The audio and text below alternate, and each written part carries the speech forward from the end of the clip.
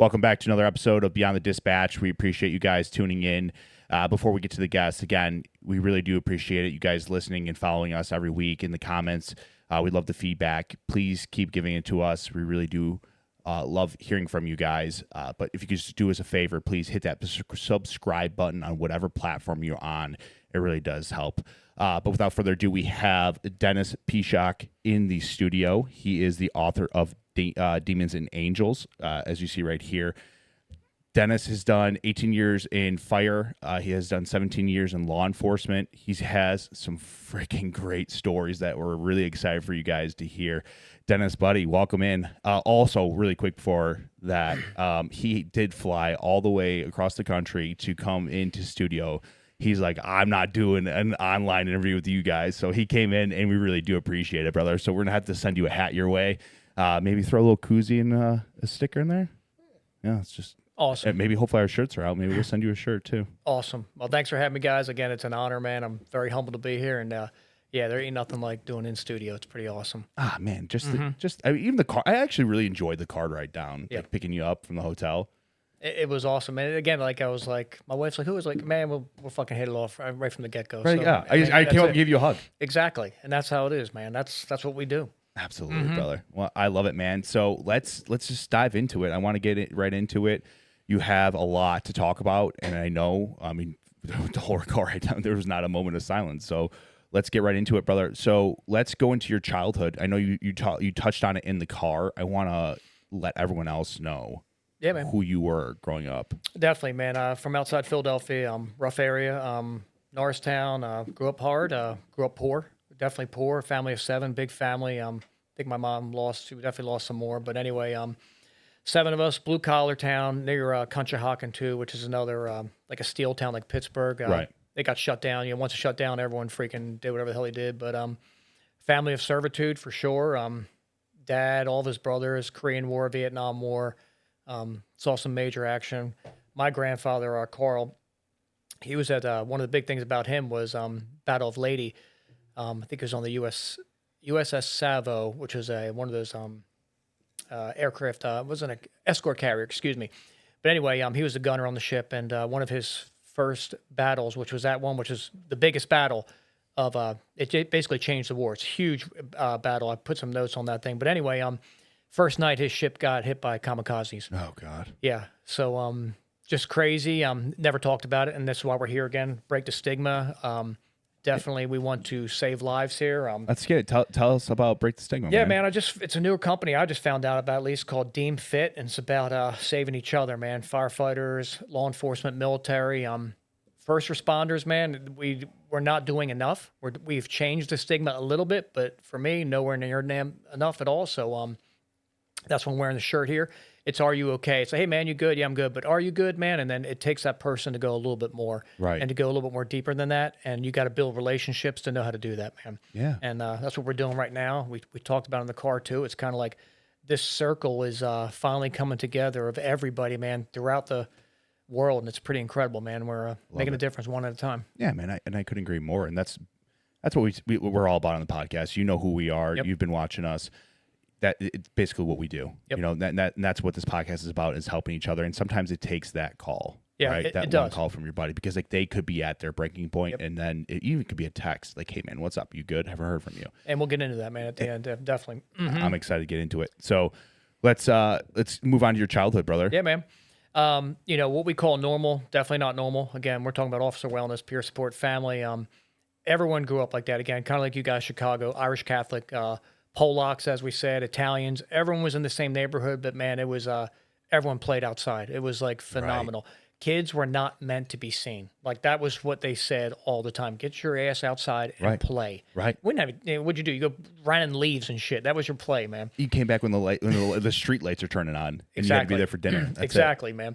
So, yeah, man, it was great. Good childhood. Played sports. Everyone played sports. You had to stay active. What you need today. Played football, played ice hockey, played Division II, Kutztown, little school up there. So, always played ice hockey my whole life till I broke my femur in my hip, and that was the end of my career there. Yeah, man, that'll do it right there. It's a bad day. It was, dude. I went to work the next day because I'm a dumbass, and, it was all good. But it was anyway.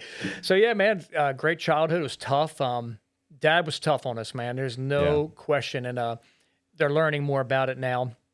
You know, we're talking about breaking the stigma. Like, people just ignored everything there. And we definitely ignored everything with my father. He didn't talk about Vietnam till late 50s, 60. Yeah. And I definitely fucked him up pretty good. I'm okay to curse, right? Yeah, We're cool? absolutely. Okay.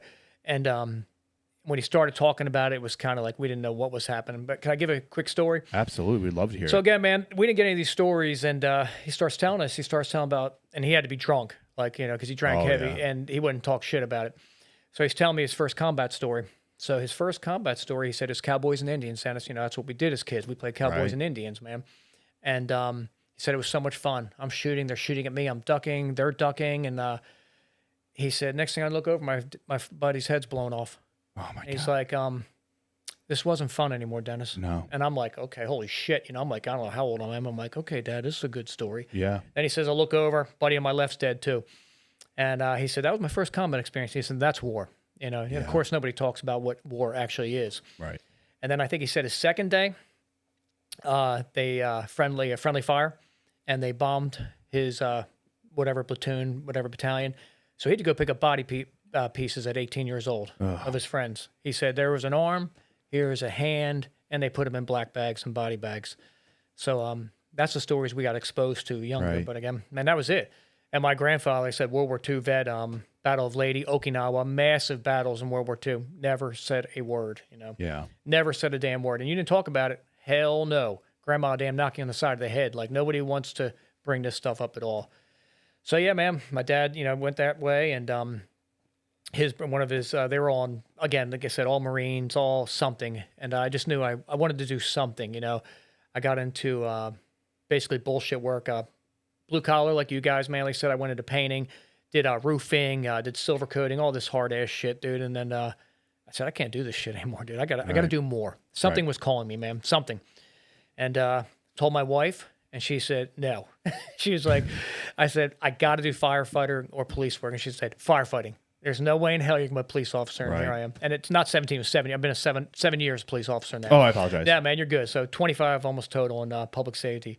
But anyway, man, so I got into firefighting, and it was the shit, dude. It was 2001, and again, we call it Ghetto County. That's what I call it in my book. 18th busiest department in the United States. You get hammered, man, and unless you run that call volume, you don't understand. No, you can't grasp it. You cannot, and a lot of guys will never. And I'm not talking down on anybody, but man, you don't see your rack. You don't get the rack, man.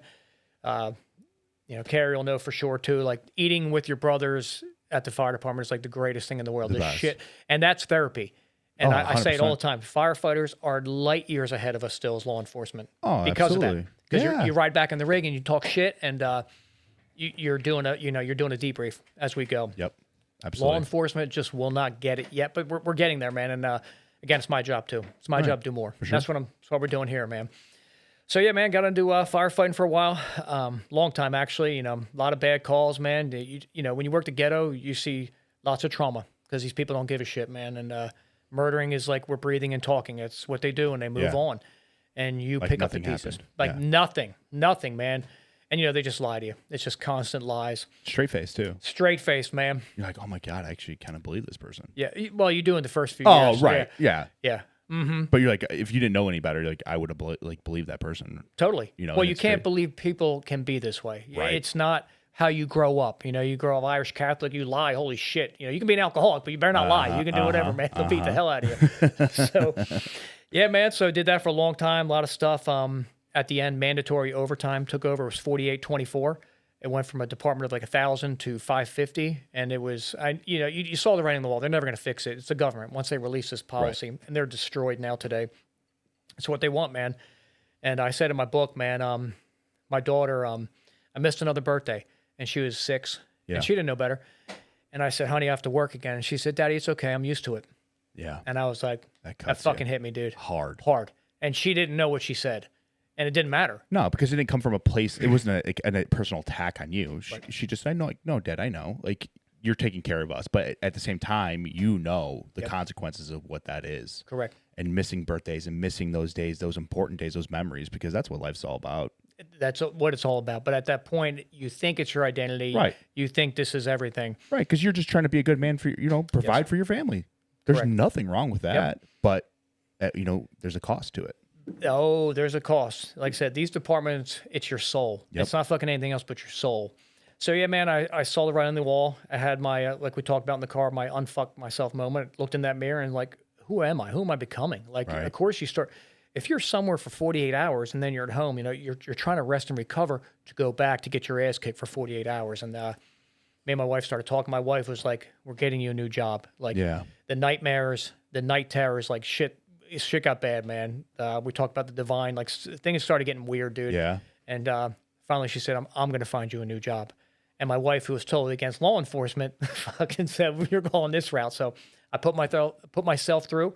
I went pre-service, man. Did it all on my fucking own, dude. Love it. Yeah, dude. And Respect, brother. yeah, man. Respect. And became a law enforcement officer. For you that don't know, he put himself through the academy, paid out of his own pocket. He didn't have a sponsor, and he paid all costs that associate with putting someone through the academy. Yep. And it's like thousands of dollars. Oh, yeah. And you fail 3 tests, you're out, and you're out done. everything. Yeah. So then you don't have a backer. Yeah. Yeah. You're screwed. And a lot of guys get rolled back, like they fuck up a test, and they'll be like, "Okay, we'll bring you back." They follow evoc, shooting, firearm, something. Right. Not me, dude. Yeah. Ain't no one gonna roll me back. Right. Exactly. And then too, there is a benefit to it. A lot of departments look for officers in the academy already, and they will hire you out of the academy. I know the fire department does that a lot as well, with the police department. Yeah. And yeah, once you get out pre-service, man, you're kind of free agent. You're like, "Hey, man, what's their highest bidder?" And you can kind of do what you want, man. So Because you're what certified, you just save them a how much lot money of and damn time. money. Exactly, man. So yeah, man. So I did that. Got into law enforcement, and 7 years now, and I freaking love it, man. It's go, go, go. We talked about it. Every shift, you make a difference. Like, it's not even close. You either save a life, you almost take a life, or you change someone's total outlook of what they thought about us. Right. And when he says busiest, like 15th, 16th busiest? 18th. 18th busiest. Yep. Mm-hmm. That's, you walk in, I know I'm going to have a busy day when I walk in and the call screen is just blinking red. Calls Red. holding. It's all calls holding. Calls so that's holding. him every single day. That's a lot. For 18 years, dude. That's a lot. Mm-hmm. And it is your identity, and people say, "Oh, don't bring that shit home with you." Good luck, dude. That looks good in a book, but it don't look good in real life, man. Yeah, easier said than done. Yeah, and it's tough. And the Pete calls are the worst, of course. Especially working ambulance, man. Holy shit, God, it's not. People don't understand. It's not feasible to drop this and go have dinner and go to Little Johnny's football game and pretend that nothing happened, man. Yeah. But we do, Yeah, and we're damn good at it too. Yeah, you were just doing CPR on a woman in front of her children, hoping, praying she fucking lives. Correct. Yeah, so exactly. So you left the dark side and you came to the Jedis of law enforcement. The smart move, Carrie. Hey, easy there. Easy Thank there. you, Carrie. Hey, all cops are failed firemen. In this case, doesn't apply. Yes. So Well, I believe now, like our first conversation, he was telling me about this, and I said, "Wait a second, you went the opposite way that everybody goes." Yeah, he's a glutton for punishment. Yeah. Fact, and I'm a shit magnet. I'm the black cloud. Carrie said he's a white cloud. Oh, it's completely I have a white a cloud. phenomenal reputation. I thought it would leave me. I call him the guardian demon in my book. That motherfucker, he followed me right to PD, dude. And my guy's like, "Man, we're usually slow. What the hell?" I'm like, "I'm sorry, guys. I'm sorry." For you guys that don't understand, black cloud means like you're a shit magnet. Like all the bad calls come your way, no matter what. Yeah. No, I was going to say, he was talking about his fire career there briefly, and I was like, wait a second, didn't you say that you had a patch that you wore? Actually, when I went to PD, it didn't take long, and one of my buddies, he bought me a shit magnet Velcro, and I padded on my vest. And I got it on my vest for a year before finally a supervisor caught it. But I wore really? it, yeah, man. I had like tucked in underneath my shit, so it was pretty good. Supervisors always ruin the I know, good fun. dude. What the hell? Can't have any morale. But it didn't change my luck. It just kept it going. So Yeah. man, it was a good patch to wear. Oh, boy. Brother. So hey, listen. Since we're talking about dark clouds, let's get into it, Mr. Black Cloud yourself. So, before we go there, I wanted to touch on something from your books. You were talking about your childhood. Yes. You kind of gave like a pretty decent rundown of how you were raised, right? And one of the things that stood out to me was you talking about how your father used to wake you guys up. Oh, Jesus Christ. Thanks, man. Yeah, so, again, what we thought was normal. So, Dad's Vietnam vet, so he gets out of high school, and he's a joker. He's a big dude, too, and he's very intimidating. He intimidated the shit out of us, And back then, you got the shit beat out of you. That's just how it was, dude. Right. I mean, everybody. But anyway, my dad, he was a joker, so the Marines like, "Hey, man, we got fucking jokes for you, too, dude." So he'd have to walk the line, and I didn't know what that meant till later on. So my dad would go in the woods, and he would be the guy who had to walk and find the Viet Cong and shit. By himself. So he gets shot. Oh, we found the Viet Cong. But my dad had Right. jokes. So, hey, man, we got better jokes than you. So Yeah. that definitely, it's funny now, but that fucked him up pretty good because that's what you are. You're a target Oh, is what you are. 1000%. Yeah. So, he was a fucking ninja. Like, he could stalk anybody and anything. Well, life depended on it. Totally. And we're in an old house, man, in Norristown, and it's creaky as shit. Old wood floors, like 1920 kind of shit, whatever. And It's like Carrie's house now. and we're goofing off. My dad, it's time to hit the rack, time to go to bed. And he's like, if you kid, he's ready to kill us. And we're like, yeah, we're joking. I'm like, we think we hear something. And we're like, we hide in our beds and we're waiting, man. My dad would sneak up on us every single, no matter what. We'd have 5 kids staring at the door, and there he was, dude, in the room. He was like a fucking ninja, dude. I've been here the whole time. You're all fucking dude. grounded. You're a pervert. Go to your room. I'm ashamed of you. Yeah, this is as he's hitting us and throwing us each to our room.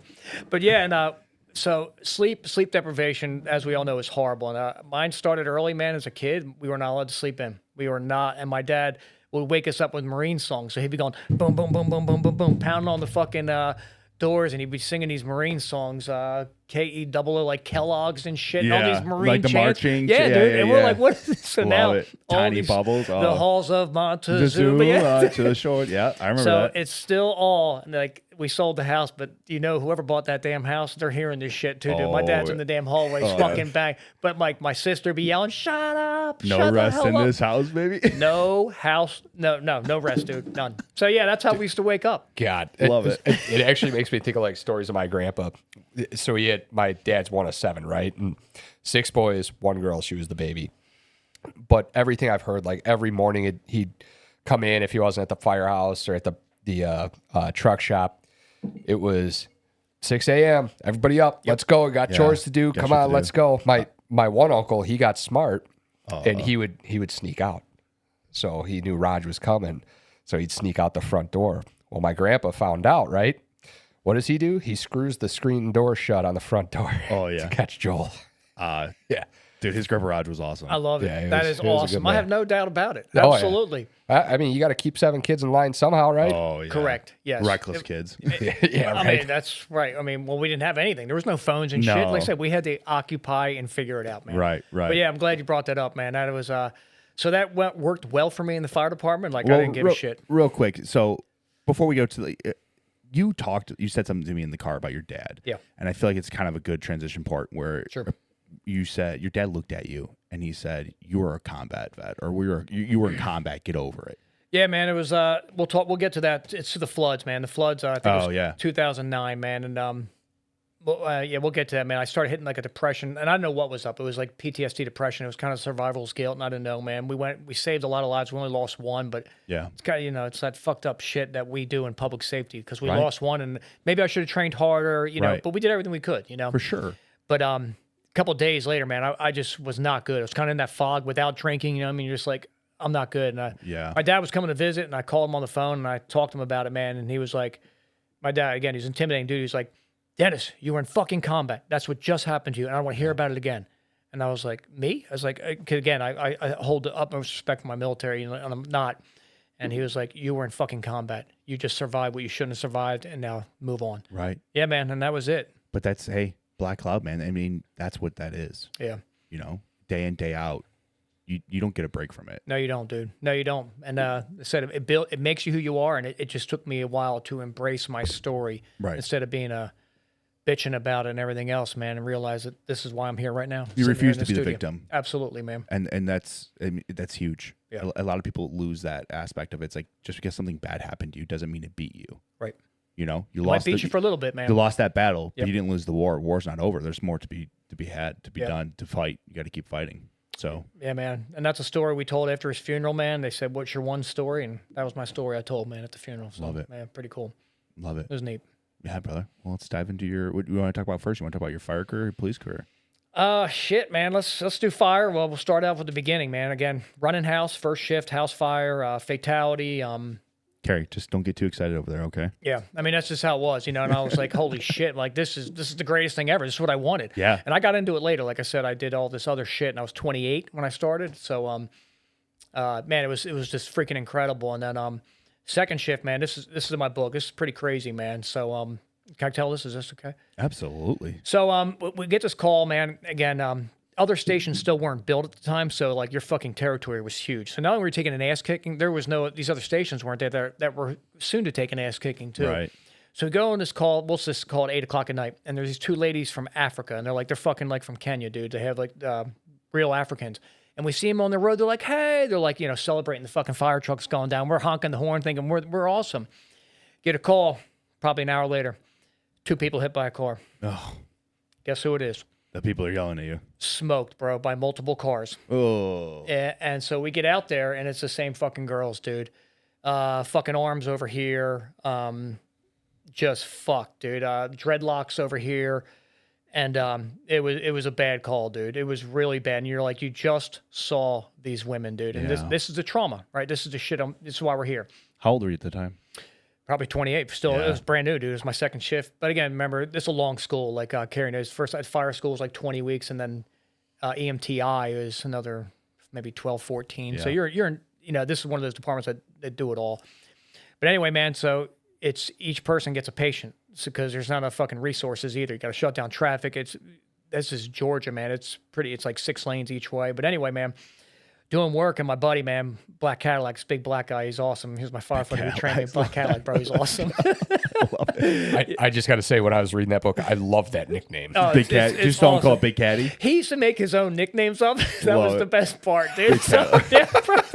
You give your own He nickname, does. dude. Yeah, man. His story. You talk about trauma. We'll go there. But anyway, man. He trained me, dude, and I love him. Still love him to death, man. We still talk. He's a BC out in there in another part of Georgia. But anyway, so he's like P. He used to call me P for Pishock, and he'd be like P. And I'm like, what, bro? And he had the head or something, and he had her eyeballs in his hands, and I was like, holy fuck. Like, bro, I'm glad you had that patient and I had this one. You know? Right, I'm like, dude, right. right. I'm like, holy shit. And I blacked that out. Until I wrote my book, he told me, he's like, do you remember this? I'm like, fuck, bro. That's scary, dude. Like, I blacked that shit out totally. You have to.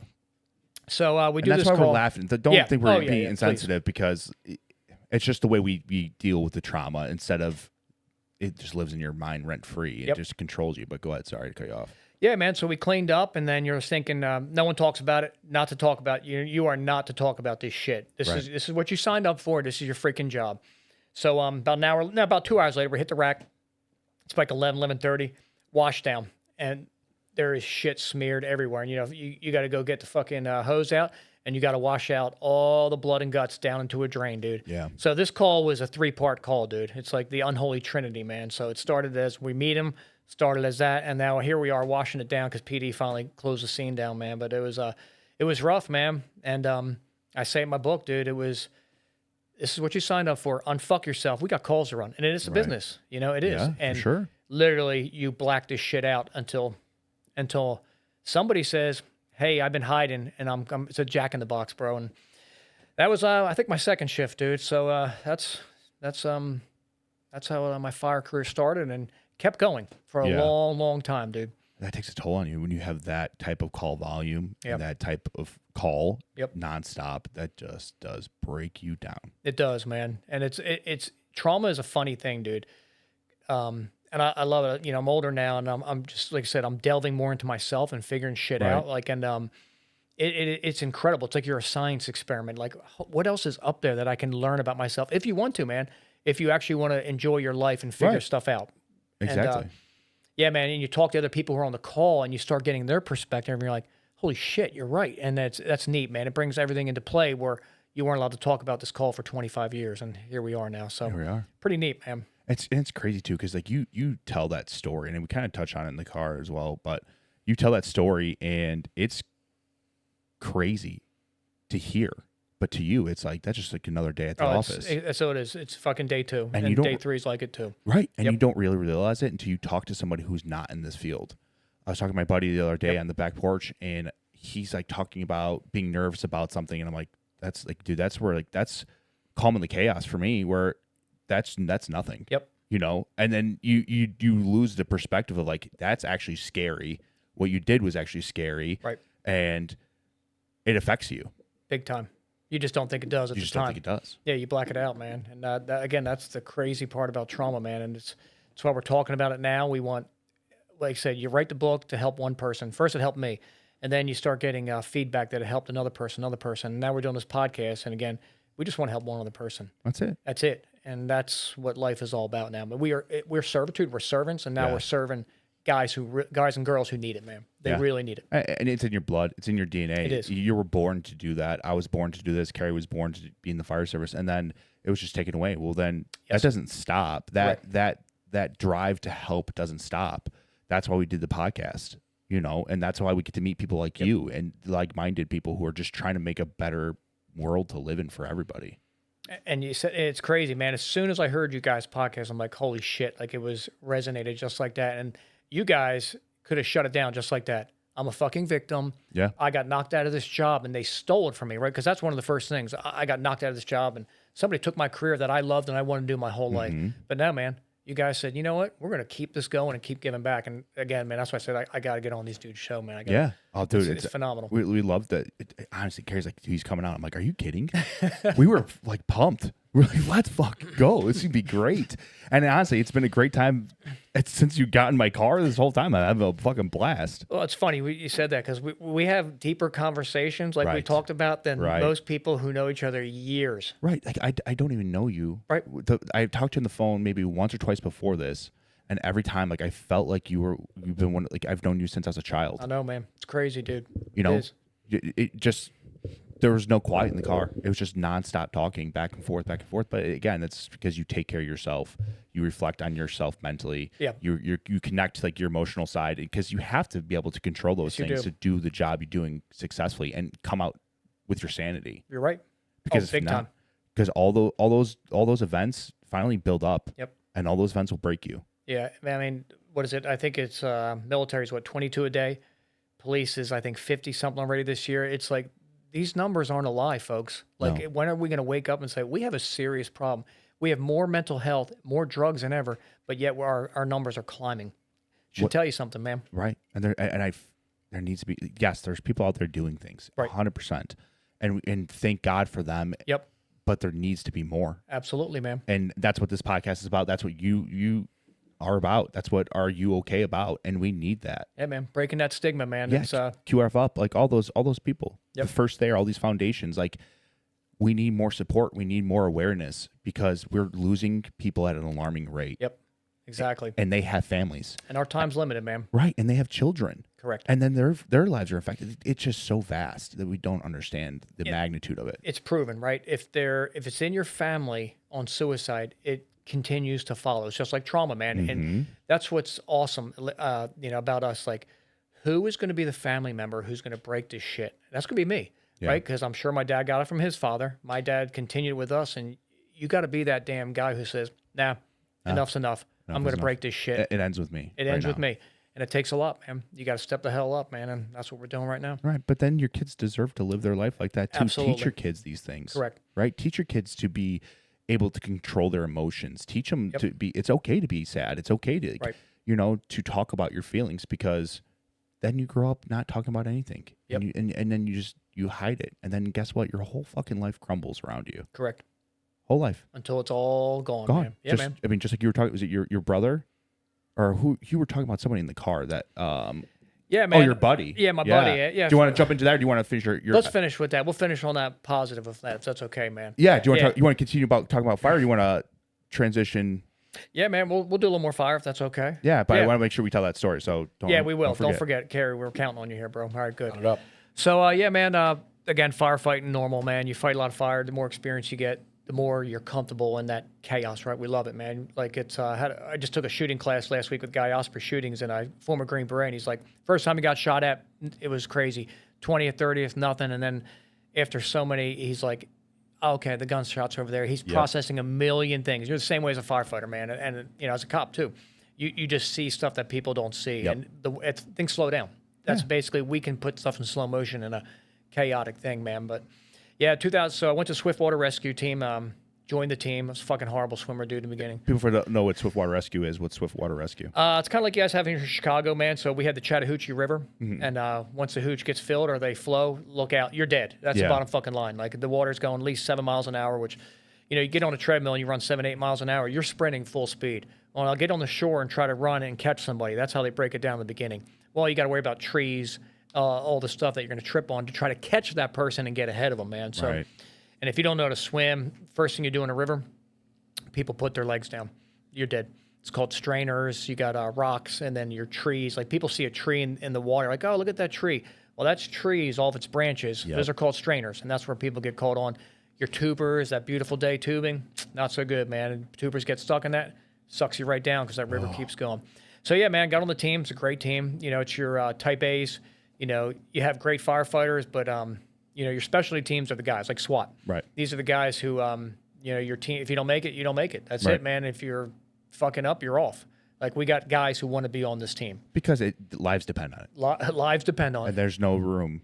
And that's why we love our line of work. There's no bubble here. This is it, dude. Like, right, if you can't do this, you can't be on this team. And I love that. I love cut and dry like that. Yeah, man. So, yeah, got on Swiftwater, man. Again, it was rough. I used to swim my whole life, but I wasn't used to a river like that, Chattahoochee. It was a humbling experience because the river doesn't give a shit, you know? So Right. you learn, man, and finally passed all the tests, learned all the knots. Terrible knot guy, but fucking, I'm sure you're real good from the Coast Guard, Do man. you know dragon bowling? No, I do. Bowling? I know bowling. Well, yeah, you just drag it. That's like it's like a joke. Oh, all like, right. yeah. So like in the Coast Guard, we had to do qualifications, Yeah, of and course. I had a, I think he's a chief, but he was the XO, and he was trying to be a smart ass. And he's like, "Do you know what dragon bowling is?" And I'm like, "Yes." So I did a bowl knot, and then I dragged on the ground. He's like, he thought it was funny, but sorry, go ahead. But you did it, man. Yeah, right. Yeah. And you know, knots are one of those things, it's a perishable skill. Yeah. Oh, for sure. Yeah, man. They're like, yeah. I already lost the majority of them, and Yeah. it's kind of sad. Yeah, it's crazy, dude. Yeah, it does. It's not like muscle memory, man. Those things No. are gone, dude. Yeah, for sure. Or the other jokes like the port and starboard, like Yeah. the lights. Right. I think so. When a new guy get on the boat, we'd be like, "Hey, go to the senior chief, ask him for the keys of the sea chest." And he goes up for the keys, like, "Hey, can I get the keys to the sea chest?" Like, get the fuck out of here. Exactly. The sea chest is just for like piping for water and shit like that, but they don't know that. Or like you go like, "Hey, go up to the captain, the XO the runs the boat, like, hey, ask him for the port and starboard light, like fluid." So then they're out there asking him, and he's like, "Get out of here." And who sent you here? Yeah, exactly. Yeah, They sent man. you I here. know. So, yeah, man, got on that team, and it was incredible, man. A lot of body recovery, unfortunately, too. Yeah. I think one That's summer, rough. yeah, it is rough, man. And water does a lot of rough things to people's Yes, bodies. it does. And people don't understand, like crabs and fish come out of every orifice. Like, they don't give a shit when you pull them out of the water. Yeah. But one year, I think we pulled 15 bodies out. So we work on Lake Lanier, too. So Lake Lanier is the second deadliest lake in the world. It's fucking horrible. So it's a city that the Army Corps of Engineers flooded. So there's a city underneath this thing. Oh, shit. So guys go scuba shit and all that. They do all your scuba, and they get stuck, dude. Like, they're ropes and stuff. So, yeah, it's super dangerous, man. So the hooch, we call it Lady of the Lake. There's a lady here who pulls people. That's the rumor. They just put a horror movie about it, too. Like, no shit. Yeah, it's fucked up place, dude. But a lot of great swimmers die there. And you can call it whatever you want to do, but I worked there for a long time, and it's not a good place, man. It just has a vibe. But anyway, man, so you train on this a lot. You go into this, but the body recovery year. So what people understand is like, oh, but only 9 were reported dead. So Right. we have a big Hispanic population. Well, they're illegals. So we go and pull a body out, and there's no ID. It's John, whatever the hell I call him, John. John Doe's. John Doe's, yeah, John Doe's, man. And guess what? When there's no family and there's no one there, that doesn't count as a fatality, dude. No death. But we got to pull him out. We got to fucking bag this guy. You know, you got to go get him. Yeah, man, that's what, again, we're bridging this gap between us and civilians, too, right? This is reality. Yeah. And that was still someone's kid. Like, that was Yeah. still somebody. But when you're in a busy place like that, they don't give a shit. We got other bodies. We got coroners, Yeah. got other things, ME and all that, and you take that body away, man. So that's just one of the summers. But you know how it is. A lot of bad boating accidents, Yeah. that kind of stuff, man. You get a lot of BUIs with the drunk idiots, freaking crash and kill a good family. Yep. And that's tough, man. That it makes you. So you guys were dive certified as well? We were not. Okay. The dive team left a few years before me, and they went to a different county. Okay. So we were just above water. Gotcha. Yeah. So Search patterns, all that stuff. Yep. Oh yeah. Mm-hmm. Calculated the drift. Yeah. You know you're yeah man. But the hooch was so different. You know, when they float it, man, they made a good video back in the day where how fast it rose, and it was called, the floods in 2009 were called the 500-year storm, and it was literally exactly like fucking Texas that just happened. Like, when I'm watching this shit, I'm like, holy shit, man. It's like that PTSD flashbacks, man. It's like, and you wish, there's that survival's gut. Man, I wish I could be out there helping these Texas dudes too. I wish I could do some search and rescue and It's not good. No, it's not, man. It's not good. My buddy just went down there. He works for like a rehab company, and he went down there to check on his customers, and he said it's horrific. And and there's bodies everywhere, and he's like, you can tell like which one's a child's body, and he's like, it just rips the heart right out of your chest. Because Mother Nature don't give a shit. No, dude. and he's like, dude, I literally didn't even want to work. He's like, all I want to do is like take off my fucking vest and start helping people. Yeah. He's like, it's that bad. He's like, I just wanted to help. Yeah, and we're at a skill level. Yeah. You can't even do that. You're needed for other things too. Right. But our human nature is, let me go do body recovery. Let me help this family. But yeah, that shit comes later, man. You know what I mean? We're the pros, and we got a professional job to do too, man. Yeah, 100%. So we got to shut it down. Again, what does that do for trauma? It's not too good, dude. You know what I mean? But again, that's why we're doing this too, and we're talking about it. And it takes us a long time to get to that stage where you realize a lot of self-love, a lot of self-reflection. Big time, dude. Big time. And you have to. You can't. I mean, you have to have that conversation with yourself. You can't just keep pushing it off, because that's when the demons come. And they come, dude. They come, man. I call them the 3:33 a.m., dude. I look at that clock and it's 3:33. It was these fucking numbers that were always happening, man. The terrible nightmares. And I talk about when I got out of fire, man. My wife was like, you don't understand what's happening in your sleep and shit anymore. And I didn't. But everything, we're violent people. We are. We deal with violence, especially as a cop, man. We're going hands on all the time. That shit's violent, dude. You meet violence with violence. That's exactly. It's the only way to do it. Only way. So, man, you're in your sleep fucking doing, shit, dude. And your wife's like, what is going on, man? Dude, I remember putting my wife in a fucking wrist lock. I believe it. Literally. she woke up and I'm like, who? I'm like, which one are you? Which one are you? And she's like, Dom, it's me. I'm like, oh, fuck. I know. Scary, man. It is. Man, you're good. It just really does scare. It scares the fuck out of you. It does. You don't know. Like, then it's like, that's not in your control. Yeah. That's your subconscious in the middle of the night. So like now you're endangering your family because you're not dealing with your shit. I'll tell you, it's a cool story. It's neat, man. So a lot of cops will sleep with a pistol near them or whatever. Yeah. So I went to firearms instructor years ago. I fucking failed it, but it was still an awesome course. I failed the final test. But the firearm instructor is an older guy, and he was phenomenal. And he's like, and you got to sleep with a pistol. And everyone raises their fucking hand, as cops. He's like, stop. And he kind of got weird. And he goes, sleep with your AR or something. I was like, okay. He said, do you guys ever wake up foggy and something's kind of wrong and you go grab your pistol? He's like, you probably shouldn't be doing that. And it hit me right away. Like, right there, you would have shot your wife. You would have fucking shot yourself because you're not sure what's up. He said the AR takes processing. You never have a round in there. You got to actually do it. That rack might wake you up. And I was like, that's pretty fucking good, dude. And that's what I do now. So pretty cool, man. Smart. I keep it in a different room. Yeah. So that I had to like wake up, walk around, process. I mean, it's happened. I mean, just like a week ago, we heard like a noise, and you want to talk about like spirits and stuff like that. Yeah, man. Well, if something fell, like I had a foot scrubber because I had like get dead feet off, like get skin off my feet. But I leaned up against the shower wall, right, and I put 2 shampoo bottles in front of it so it doesn't fall. Middle of the night, we both woke up at 2 a.m. Like like something fell. I'm like, what was that? It was too loud not to be nothing. So I get my gun, I start clearing the house. My heart's racing through my chest. I'm pieing the stairs. Like I'm doing everything I need to do to clear the whole downstairs, check all the doors locked, nothing. I come upstairs, and my wife goes in the bathroom, and that foot scrubber fell from the top shelf. And then the shampoo bottles are on the floor too. That's not normal. No, it's not. This chick decides to tell me, she's like, yeah, as soon as you went downstairs, she goes, I saw this like figure that's shaped like me, who was like one of my good friends that died in 2019 to suicide. Fuck. And it was a purple orb, like a purple like hue to it. And it like walked out of the bathroom, walked through the master bedroom, walked to the hallways, turned around, and then walked away. Chilling shit, dude. Chilling. Yeah, man. So I put it in my book, and so I finished my book. It was good. I made it a family affair. Love it. Yeah, it was cool. My son did the editing, my wife and stuff. And she read it. She's like, you forgot a story. And I was like, no, I didn't. This is enough. Like, I'll do a part 2, maybe eventually. I do this. She's like, Dennis, you forgot a story. And then she told me the story that I didn't fucking remember.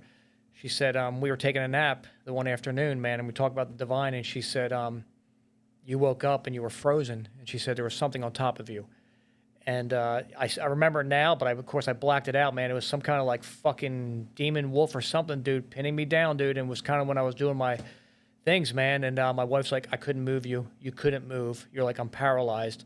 And this was the end of my FD career. And after it kind of left, I was kind of going between we talked about the different stages with God and the demons and the angels and all that, man. And I was it's funny. The closer you go to the Bible and God, the more the evil says, "Hey, man, you're forgetting about us. Yeah. Why don't you come back here, bro?" I'm getting chills. Yeah, bro. And I blacked out. I don't remember it, but she said it was 2:00 in like a fucking Sunday afternoon, and she said, "That's your last day at the fucking fire department. You're done." Because this is where I was heading. Right. And yeah, man, we quit pretty much right afterwards. Well, I think you kind of know the story I'm going to bring up next. You want to talk about that? Let's do it. Yeah, man. So you were talking about Swift. You're talking about the divine. You're talking about the demons. Let's tell them the story about you on the Swift team. Yeah, and, man. And This that is voice talking to you, brother. yeah. This is a 2-part story, right? But let's go into it. So floods of 2009 again. The 500-year storm. I can't remember how many billions of dollars of damage, destroyed everything. All the counties, Gwinnett, Cobb, Fulton, absolutely destroyed, man. And we're the team, right? And it's one of those days where it's raining 3-4 days in a row, a couple inches each day, and it was a perfect storm. It was literally the perfect storm. First call is probably like 1, 2 a.m., and it is freaking pounded on the damn tin roof, Station 14, Swiftwater Rescue Team. And we get a call, and it's like people are trapped on the porch, like fucking trapped on a porch, like because you just went to bed, a couple hours ago, and you start driving. And it was a far drive, man, because this county I work in, it's fucking huge. Vast, It's a million people too. It's a massive. It's huge. Yeah, it's bigger than a lot of countries. Anyway, so we finally make it and as we're getting closer, man, the water is like super high on the roads. Like, okay. Were you guys driving in like F-350s or something like that? Yeah, we're probably an F-350 and we're towing the boat behind us. Yeah, man. But we almost lost the boat. And we hit this one place and the boat went lifting off and almost went right the fuck over, dude. It was crazy, man. But all the rivers were out of control, super high. Anyway, we finally set up. We rescued these people, and it was super easy, man. The beginning started pretty easy, and the rescue started getting pretty complex then, too. We were doing rope systems. We talked about, all your different lines, your 3-to-1s, your Prusiks, all this shit. And started rescuing other people, and all of a sudden, the next thing, the water's 5-6 feet high, and we're starting to walk people across these fucking rope lines. You let go of this rope, you're fucking dead, dude. Like, it's pretty simple. And they called me the rope Nazi because my knot sucks. My knot sucks so bad, dude. I finally figured it out. They're like, "Oh, give it to me." So my team goes on the one rescue, and they're like, "Man, you got to tie off." I'm like, "Isn't this ironic?" And I got to tie off to a damn, a good thing. And these guys all come, like, "We're coming." And next thing you know, man, that rope was so tight that I just tied off and put a backup on, man. And it was like, this shit's real, dude. This is what my dad called my combat. Anyway, keep rescuing people throughout the night, and the night's flying, man. Finally get a call, man, and this is rough. And this can go into the PTSD and the your CISM and all your traumas. We get a call, 4 police officers trapped, multiple firefighters. So we don't know what the hell's going on. Remember, we're the only team in service right now for everywhere, for like fucking Georgia for most of it. Cobb had one, God. I think maybe. Yeah, so everyone's calling, dude. The radio is nonstop. Need Swiftwater. And there's nothing you can do. That's all hands on deck, baby. Totally. And the lieutenant and captain are doing their thing, and we're rescuing people. I'm a driver at the time. Sergeant is what fire would, in the police, same equivalent.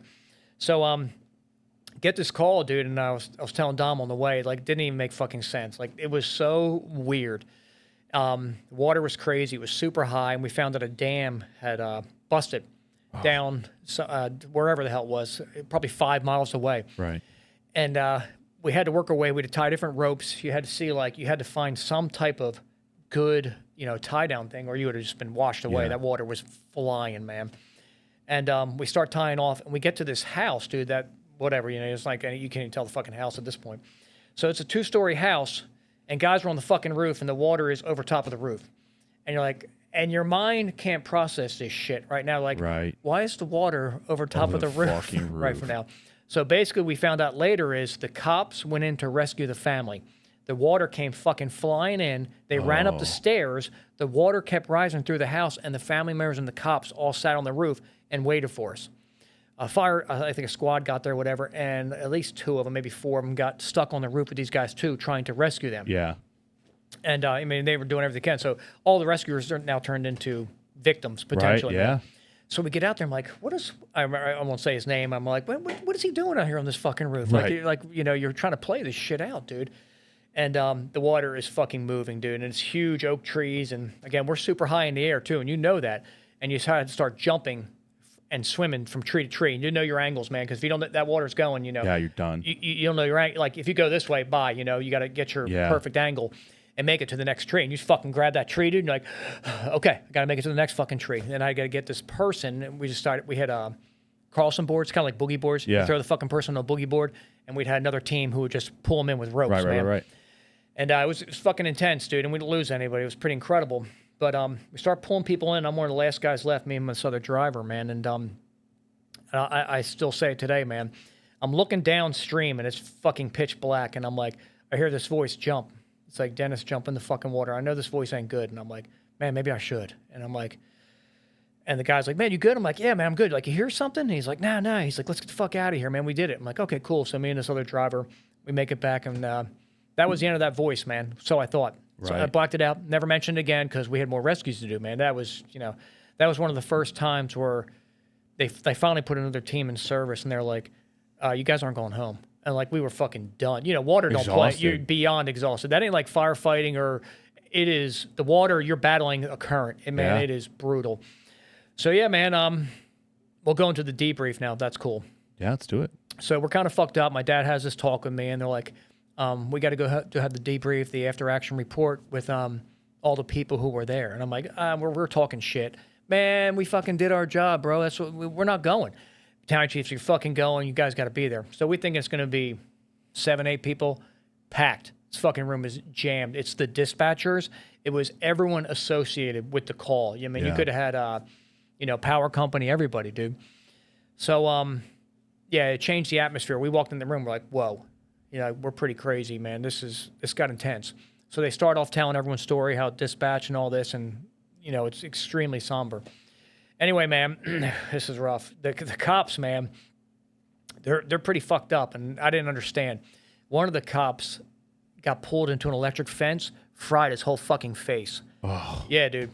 And so all 4 police officers quit in the next few months. This job is not for me. And that's where I realized that I am fucking human at this point. I'm 10 years in. I'm pretty fucking solid. I'm on a specialty team. I got my shit together. Didn't have this together. Didn't have my Right. fucking mind together. And the cops start telling their stories, and the one dude starts bawling. I'm like, cool, man. I'm not comfortable. You know what I mean? Because we did our job, and we don't want gratitude, but I didn't want that. yeah. You know what I mean? He was like, thank you. I got back to my little girl, and he starts crying. I'm like, fuck, dude. Now it's real. It's real, because I got kids too. Yeah. But of course, you're invincible. You can't be You don't shot. think, you can't think that. No, man, I'm the man, right? Because I've gotten away with this bullshit for so long, and all I'm doing is it's waiting. I call it the Jack in the Box, man. So anyway, at the end, man, we got to tell our story, and I'm too fucking macho and ego to drop the ego. And I'm like, I got nothing to say. I got a lot to say, but I don't have the cojones to fucking say it right now. I'm like, just did my job. So the cops come up to us afterwards when the fucking meeting's over and start shaking my hand and crying. Bro, I was like, I'm about to lose my shit. Like, I can't handle this. Yeah. Because I'm not man enough to fucking say, whatever, man. He's like, he just starts bawling, man. He's shaking my hand. I'm like, fuck. And then the next guy does it too. And then whatever, man. We find out shortly thereafter they quit, and I was like, damn, dude. Like, I touched somebody that much, man. And I just didn't know. Not just them, their kids, Yes. their extended family, their mothers, their fathers, their brothers, their sisters, their nieces, their nephews, their friends. I mean, you. Yes. Correct. You did the spider web. Yep. Which we'll talk about at the end, man. We did a spider web where we saved a life that now this guy can have more children. His children can grow up happy. And this guy was man enough to say, this fucking job is not for me. It's not for everybody. Hats off to him. Yeah, big time. What a hero, dude. And it's funny, when I was writing my book a couple years ago, one of my guys, one of the dudes was his FTO. Yeah. And he's like, we'll just call him, say fucking Trevor. I don't know what the fuck his name was. Anyway, he said, Trevor was my FTO. He was one of the cops from the floods. I'm like, dude, tell him I was that. I'd love to reach out. And I'm writing the book. He said, he doesn't want to talk to you. He does not want to talk. I was like, fuck. Like, I never, bad. it was that bad. Still, 2009, here we are in 2023, whatever, 2024, I'm writing this book. I don't want to meet this guy. I don't want to talk about it. Yeah. Yeah, man. So that's heavy, dude. That's some heavy shit. And I put that in the beginning of my book, man. Some of my stories, guys are like, hey, man, you can write your book, but I don't want any part of it. Like, I'll tell you some stuff, but it's a little too much for me. And that's their right for sure. 100%, yes. That's a tough way to go about it, is to kind of pretend like it doesn't happen or didn't happen, because that's a slippery slope. And I get it if he doesn't want to be public, 100%. Definitely. Do your thing. But if you don't process that type of trauma, that will consume your life. And then again, like, yeah, you did get saved that night, that day, but what's the results of it? Like you're still living with that trauma. You have to overcome it. Definitely, man. And I hope they do, and I hope that maybe they are. And then that's just their path. They don't want to talk about it anymore. And hats off to them. Hopefully that's what happened. And hopefully, yeah. And I said when I wrote this book, I reached out to a lot of guys, and all the guys who said that, I said I respect it totally. Good. Totally good with that, man. I'm totally good, and I appreciate you just saying that. Like, yeah, I hold no. Yeah, I'm just trying to, but man, I mean, at the same time, it's like fire police. Like, you put your life, it's a little extra effort, I think, right? Where if a firefighter was in a bad way, like I'm going, and you're gonna give a little extra effort, I think, because it's like we put our lives on the line every single day. Big time. Even like with a cop getting shot, and you were on the ambulance, like you're fucking going. Big time. Even if it's hot or not, like you guys are probably going in. Yep. Yeah, man. One of the pictures from my book is in there. It's one of the first few pages. I don't know if we could show it. It's the cop car.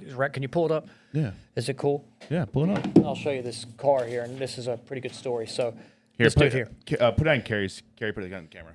Carrie, can you see that? Yeah. We'll put it up too. in the episode. Yeah. Cool. So anyway, man, this picture here. So this was kind of helped me out for law enforcement later too. So this dude, we get a call. One of our guys has got hit. So, we'll lead into that. One of our guys has got hit on 85, Interstate 85, big fucking interstate in Georgia. And so he's doing an extra job. Drunk driver hits him, sitting still, fucking smokes him in the middle of the night. No. That's his car there. The dude he's fucked up.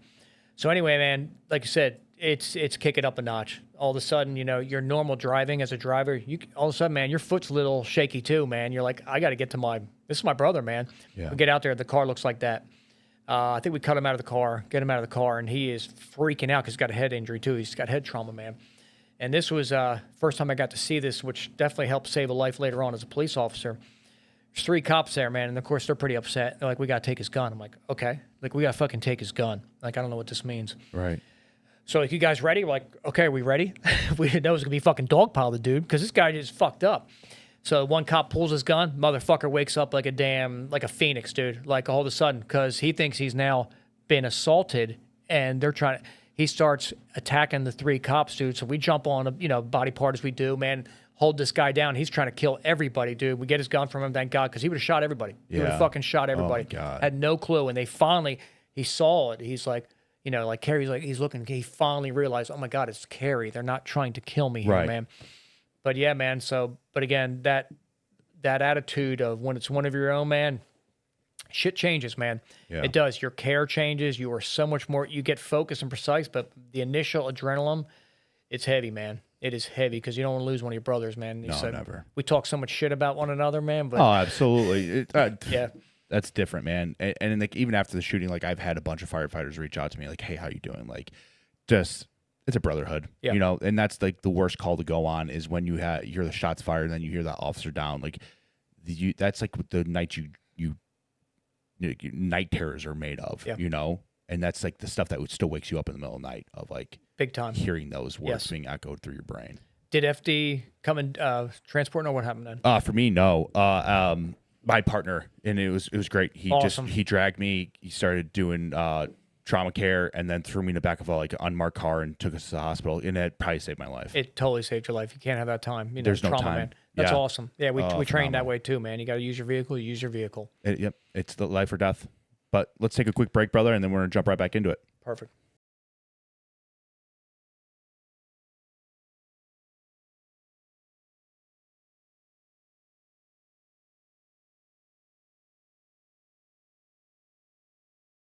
All right, guys, welcome back from break. Let's talk about your prologue in Firefighter Sam, brother. Sure, man. Let's do it. So, Firefighter Sam was a guy on the shift after me at that very busy station. Right. Anyway, man, coffee fanatic like me, like most of us. How thick could he make it? I get up in the morning and that motherfucker, that meal was like coal. It was awesome. Mortar was oil. It was, man. It was phenomenal, man. And started noticing something wasn't right. Again, he's not on my shift, but he's a great dude. And I started saying, man, he's a Marine. He's a veteran and all that. And just noticed something was wrong, man, with the dude. But didn't really pry too much because he had his own crew, his own supervisors. I was a lieutenant. Didn't want to mess with his lieutenant, but knew something was off. And basically we had some bad calls on my squad, pediatric fatalities, which are fucking horrible. And I'm not sure if this was the night before or whatever, but we had a CISM that didn't go well. Basically a kid died, and if people don't know, in the fire department they do a critical incident stress management, CISD debriefing or whatever it is, whatever it was back in the day then. And basically they bring in people who are the veterans who are you're comfortable with, and they put you in a room and they say, we're going to talk about this call. Well, these two idiots were from like command staff, younger guys, zero experience, probably did 2 years on the job, and went right up, promoted right to admin, because that's what they're good for. They're fucking useless in the field. That's what they were. So these guys come out at 10, 11 o'clock at night to do our debrief, and we're like, yeah, we are hard dudes, and hard dudes don't play well with admin, especially guys who couldn't do the job. Right. So they start going off, and me and my driver, we're not doing well because we're not coping well. Because again, I am still not mentally, and I'm not mature enough to realize that I'm fucking falling apart too. Mm-hmm. And another fatality of a pediatric is putting me over the edge. Oh, for sure.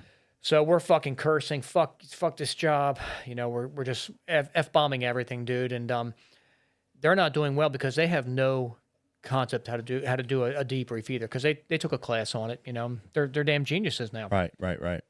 And they start saying, if you guys keep talking like this and you curse one more time, we're going to shut this down and there's going to be no debrief. And I think my driver told him to fuck off at that point. Right. And they're like, this meeting's over. We're not doing a debrief and there's no therapy or nothing here for you guys. And we look at each other like, really?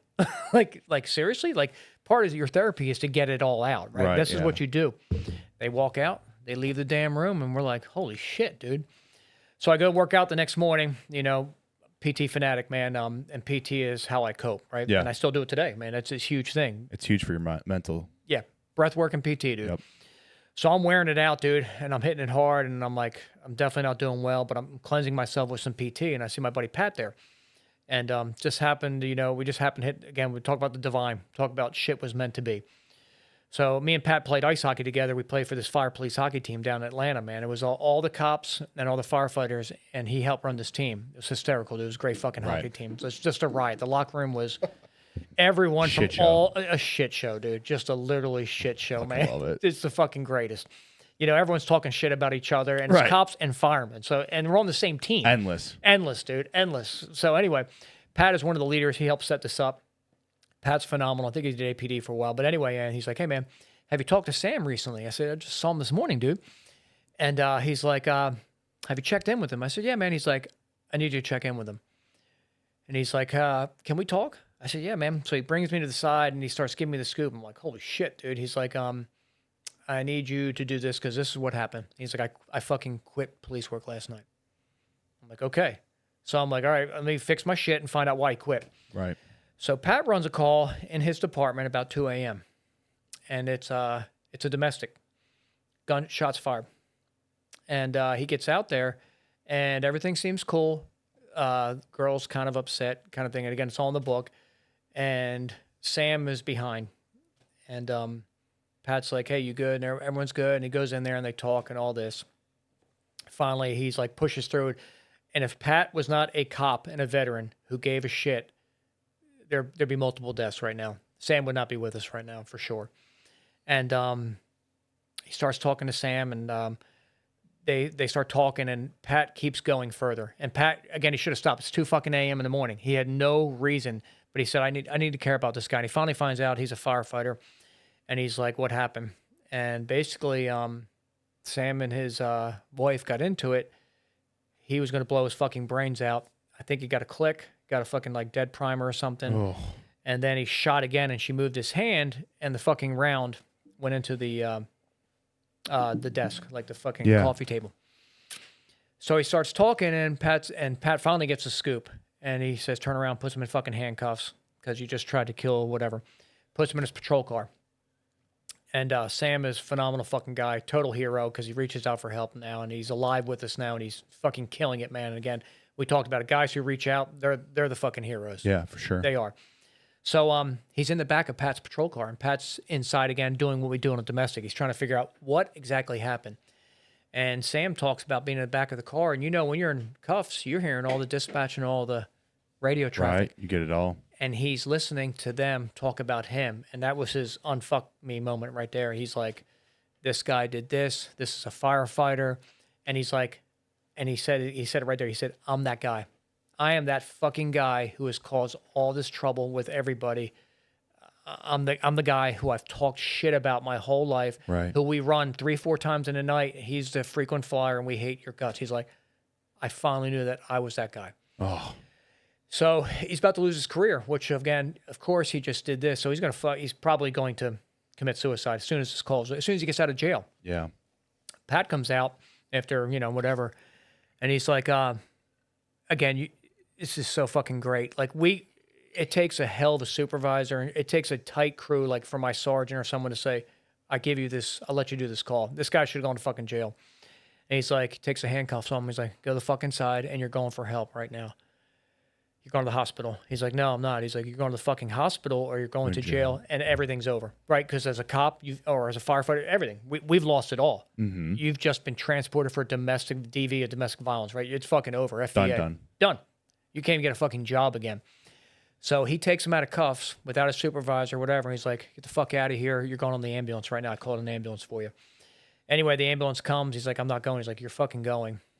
Ambulance takes him. He just saved this guy's fucking career. Goes in the hospital. He's in the waiting room for a while. He's realizing what happened, but he starts getting an attitude, and people start doing everything else. Anyway, the nurse, he gets seen finally, and he's like, he just finally admits, I have a fucking problem. I do have a fucking problem. I think they admitted him for 48 hours, whatever. But anyway, he gets out. I see him the next shift. So Pat tells me this, and this is all, like, you fucking can't do this. But when things are at a point, you can do this. You can break HIPAA. You can break code and all. So a couple shifts, I see him. I make a phone call. I'm like, yo, bro. I'm like, hey, man, what's up? He's like, no, I'm good. I'm like, cool, man. He's like, let's go get a beer. He's like, nah, I'm good. I said, no, bro, I want to get a fucking beer tonight. And he's like, let me see what I can work out.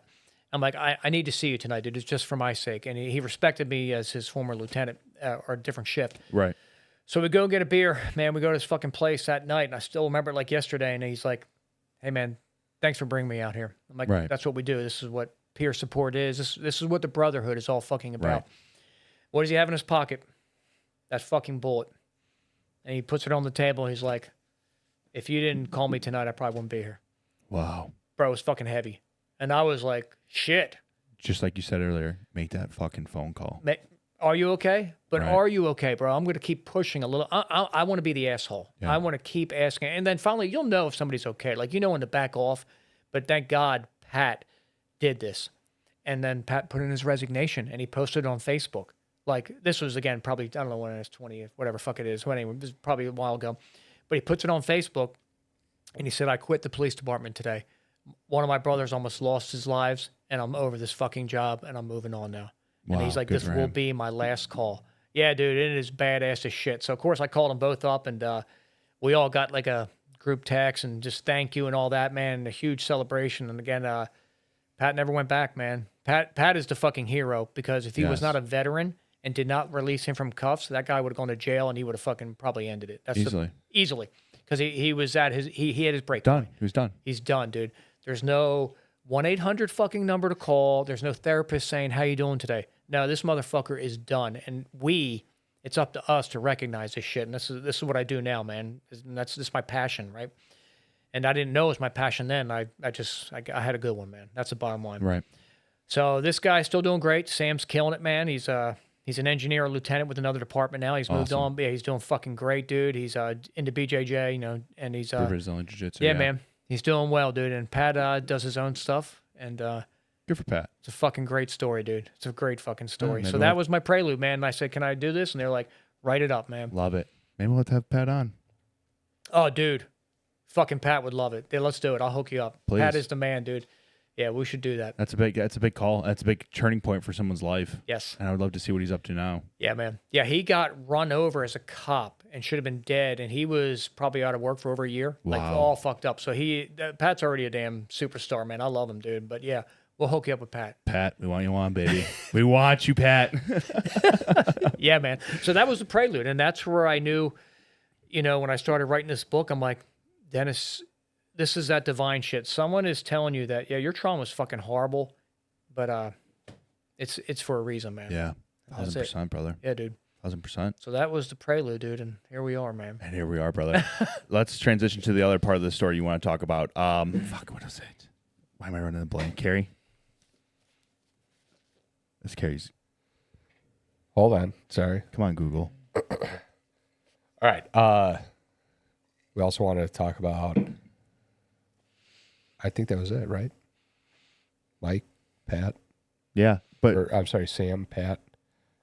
wasn't there something else you were supposed to remind us about? Or did we talk about that already? We can talk about the little girl, dude. The dead girl. You want to do that You one? wanna go there? Are you sure? We'll try. All right, let's go. I've only told it a couple times. When I wrote this, it took me like 2 weeks to put it down. It was hard. This girl fucking haunts me, dude, still today. It's fucked up. But we can try. All right, I might fucking lose it here, I'm telling you. We okay with that? Yeah. All right. We ready? Let's go, baby. All right, so talk about the divine. We talk about my book again, Demons and Angels, Going to Hell, and I definitely hit a low fucking point, dude. A lot of pediatrics, a lot of fatalities. We had 8 shifts in a row of fatality. That's not good. And I think it was 10 and 12 days, and 4 were kids. Yeah. So I was not fucking doing well. It was not a good headspace, you know what I mean? And I had to, you keep processing. I still wrote a letter because I met with my idiotic command staff at the time, the deputy chief, and they don't know what's going on. And I'm like, our station needs some help. Yeah. Really, it was for me, but I was trying to get my station help too. You know what I mean? Because I was a lieutenant. You know, I'm their guy, man. And like I said, we need help. They're like, I'll never forget it. The deputy chief saying, Pishock, you guys are just like the water department. That's exactly what he said to me in this fucking meeting. He said, they do the same exact job you do. This is a guy who I'm reaching out for help. And I could not believe it. And this guy got known for this later on, but another piece of shit. But anyway, so I wrote a letter. I put it in fucking writing. I'm like, okay, if I put it in writing, maybe it'll mean something. I said, Chief, I put down the dates. I said, we've run 8 fatalities in a row. 8 days in a row. I said, our station needs some help. I said, these 4 kids have died. And when you go on a kid call, if you've never heard it, dude, when a mother finds out her kid's dead, there's a banshee scream. Yep. It is unexplainable to anybody in this world. Yep. And now you're sitting with this parent, so it was fucking horrible. But anyway, so we just did this 4 times in 10 days or whatever. And he was like, nah, crew says they're good. Fucking good. So I'm not in a good spot, dude. I'm not in a good fucking headspace. But anyway, man, had a great guy. Had one of my drivers, this guy, we're gonna call him Dom. His name's fucking Dom. It's a great name. Strong name. Strong, bro. I think Strong he's name. Italian too. Anyway, love pizza. But anyway, so Dom was a great dude, man. We've gone through a lot together, man. He knows who he is. He'll listen to this.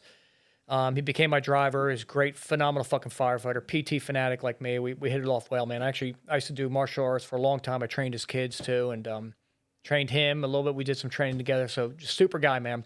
And our circle always kept us together, man. And we went to Swiftwater together, dude, too. And he went through a divorce, and this is the Brotherhood. PD can't do this, and I put this in my book, so Carrie will get this. So if a guy shows up to work and he's not in the best of shape, let's just say that, we fucking take care of you. That's what the Brotherhood does. Hey, bro, we need you to sleep it off in the rack. Like, you know what I'm saying? Like, let's just leave it right there. Right. And this dude's good, and if his apparatus gets a call, he ain't on that fucking apparatus. He's on another apparatus. We're moving you around like a motherfucker. And he doesn't understand that at the time. Right. But that is what peer brotherhood's all about. Because I want, again, people don't understand. You don't turn this dude in like the piece of shits do. Yeah. I'm here to save this guy's life because he's going to fucking end it. He's going through divorce. Right. He's losing it all. I remember his one court case. He went to his hearing, and the our job is at the time was 24/48, and the judge was like, "You get Monday, Wednesday, Friday." He's like, "But I work 2 of those days." He's like, "That's how it goes." So you just took his kids away now too. Yeah. And that judge doesn't give a shit. Shit. Doesn't give a shit. Care. Dude. Yeah. So you think you're a firefighter, you're a cop. Hey, he's going to recognize this? Nope. This is my standard ABC plan, and you got this. So anyway, he wasn't doing too well, man. We stayed tight over the years. Phenomenal boat fucking driver. One of the best, dude. And we get this call, dude, and we'll just fucking go into it, dude. So it's after the floods, man. And again, I'm still not too good here. I think I'm doing okay, but I'm the lieutenant of Swiftwater Rescue Team. So, you're at a pretty good point, man. You're at a good point in your career. And this is after the floods, man. We're going to go into the other story now, too, the fucking voice, man. Yep. So we get this call, beautiful fucking day, dude, just gorgeous. And he's like, hey, man, my daughter's going to the hooch today. I'm like, fuck that place, dude. Like, I'm over this place. I'm tired of pulling bodies out. Nah, it's going to be cool, man. She's doing the tubing and all that. I'm like, okay, cool. Yeah. Cool. Man. Anyway, so get a call, man. Little girl's fucking trapped in a tube. God, no. No. Yeah. So anyway, man, get this fucking call.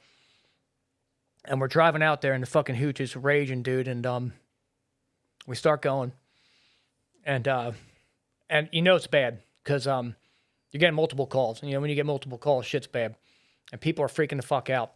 The next thing I know, Air One's in the air, the fucking helicopter for our county, which is, there's only two. I mean, this is not good. And this is fucking legit. These fucking helicopters are killing our radio traffic. Like, you can't hear shit, dude. And the river don't fucking play. It's raging too. So finally find it, man. Everyone's pointing. There she is, man. And we get there. And I'm like, and I tell my guys, I said, whatever the fuck happens here, we're fucking professionals. We can handle this. I said, we fucking got this. And they're like, we got you, Pishock. We got you. I was incorrect. No one was fucking ready for what happened, dude. So anyway, long story short, dude, we get a call. And we get out there. Finally find where all these fucking people are on the shoreline. It's pretty wide, 100, 200 feet shoreline, dude. And there's a huge fucking tree and it's a strainer. And they're like, she's there. And the fucking helicopter's over top of our head saying, she's right there. I'm like, oh, we fucking know, dude. Take your time, brother. Yeah, man. Take your time. There's this 8-year-old girl with her fucking face about 6 inches from the water looking at us. Oh, God. Stuck like this. Oh, God. Yeah. Staring at us. Fucking eyes wide open, dude. Like a fucking horror movie. And we can't get to her because the water's so fucking rough, dude. I mean, the water, and Tim's phenomenal. He's driving the fucking boat. And they're pointing like she's right there. I'm like, her fucking face is right here. I'm pretty fucking aware she's right here, dude. So anyway, Air One is screaming on the fucking air. Can you guys not see her? I'm like, radio traffic's pretty sacred. Shut the fuck up. Shut the fuck up, dude. And another boat came from another county, and like, you guys got her. Like, we fucking got her. Anyway, man, she'll haunt me fucking forever, dude. Yeah. It's the most beautiful 8-year-old girl with beautiful blonde hair. And she's stuck, literally looking at us. And we start getting to her. And one of the ropes, for the rescue rope somebody threw, goes up our jet stream. And we're dead in the water. Fuck. Kills our fucking boat. So now our boat is doing circles. And we're like, we need the other county to come on. So we got her loose. We cut her. One of our guys jumped in. He was like, I'm fucking done. And like, he could have died too. Phenomenal guy. He jumps in. We cut her loose, whatever. Get her out. She goes into the other boat because we're dead in the water. We got a fucking 100-foot fucking rope inside our jet stream. So we're done until we pull this out by hand. Yeah. Anyway, they're like, it's your call. It's your county. Do you want to work her? And everyone is staring at me. Do you want to fucking work this little girl or not? And I'm like, fuck. I'm like, maybe the cold water will save her life. I already know. Yeah. But I said, work her. Yeah, you have to. You have to. So I'm like, I know she's fucking dead. Yeah. So they start CPR and fucking gun it for the hospital. We have to send our firefighter into the water, pulling this out. And they're like, what are you guys doing? I'm like, we're dead in the water. They're like, repeat. I'm like, we are dead in the fucking water. Yeah. And they're like, okay. So we're pulling out this fucking rope, dude. And they take off to the hospital, man. And we get it. We start driving back, and Tim's driving back. And this has to do with the other story. And we're driving back, man. And I hear that fucking voice again, dude. Jump in the water. Jump in the fucking water. And we're flying. Tim is probably driving 50, 60. Like, we should not be going this fucking fast. I don't care. I'm like, go faster, dude. I'm fucking done. I'm at the point now. Yeah. And I start falling in the fucking water or something. Tim screams, Lieutenant, wake the fuck up. Pishock. And I'm like, bro, I'm like over the edge. I'm ready to fucking fall in the water. Just falling face first and end it all. And I had no idea. It was kind of like the voice, man. That fucking voice was back, dude, from the floods, man. And I didn't. Dom woke me up. And we went back to the shore, and we are not in good shape, dude. We are not good. And everyone's pretty fucked up. So Dom's on his cell phone, and he's making phone calls. And he's crying, and I'm just sitting there like, all I see is this little fucking girl, dude. Yeah, nonstop. Seared in your brain. He's freaking out. And he's like, Dennis, my daughter's missing. Get the fuck out. Yeah. Yeah. So, so I'm like, fuck, dude, we got a problem, you know? So I got to fix my shit, right? I got to bring the fucking team back together. And I remember looking at my firefighter, phenomenal guy, couple years on, he's checked out. I'm like, he'll never come back to this job. I already knew it. I looked at him. He was, you know, he had that look. 1,000 mile, yeah. 1,000 mile stare, dude. Yep. Anyway, we're in this position for about 10 minutes, and Dom finally gets a phone call, and his daughter was pulled out of the water before this, and she's okay. Thank God. Yeah, bro. But it did not fix the fucking story at all at this time. No. So anyway, man, we pack our shit. We go back to the fire station, and it's just us and like the med unit. And we're just sitting at the table, right? And guys got the fucking got plates out for everybody. And it's, you know, you can hear a pin drop. And one guy says, that this family is waiting on this little girl to come home to dinner, and her plate is sitting there waiting right now. I fucking threw my fucking shit away, bro. I lost it. Yeah. I fucking lost it. Yeah, man. And they were. So we found out, man, this little girl went with her best friend's family, fucking tubing, and she died. God damn. And that family had to fucking call and say, your daughter's fucking dead that you trusted us with. Yeah, man. It was fucking rough. That's hard, brother. It was. So, yeah. So that's the girl from the lake, man. She got claimed. How did you handle that? Not good. Fucking not good at all, dude. I lost. I still think about the table, the dinner table, and that family saying, you know, when's we'll just call her Jenny. When's Jenny coming home? You know, when's Jenny? They couldn't get in touch with the family because the family went out and gave it to their best friends. She never came fucking home, dude. So picture that as best friends. It's your fucking job. Yeah. And she's dead, dude. That's on you. Yeah. So anyway, I was a shit show, dude. I hit my breaking point. I fucking lost my faith in God, everything, dude. I lost it all. Because who the fuck does that? To a beautiful baby girl, yeah. Yep. How is that meant to be? Yep. So yeah, man, she still haunts me sometimes in my dreams, unfortunately. But yeah. So that's the story of the girl from the lake, man. Yeah, brother. God damn. That's a tough one. Yeah. That's something that lives in their mind forever. Yeah, man. So sorry if I didn't tell that well, dude. No, fuck. You gutted me. You gutted me on that one. Fuck, buddy. Yeah, man. So anyway, man, that was Swiftwater, and I knew I was in bad shape, and I never told anybody about it. We didn't talk about the call. We got a call that night. We got dispatched again to another fucking rescue. People trapped in the water. We are a shit show. But anyway, we get called into CI Salmon. They sit us down, and they're like, okay, we know it was a shitty call. This is your fucking job.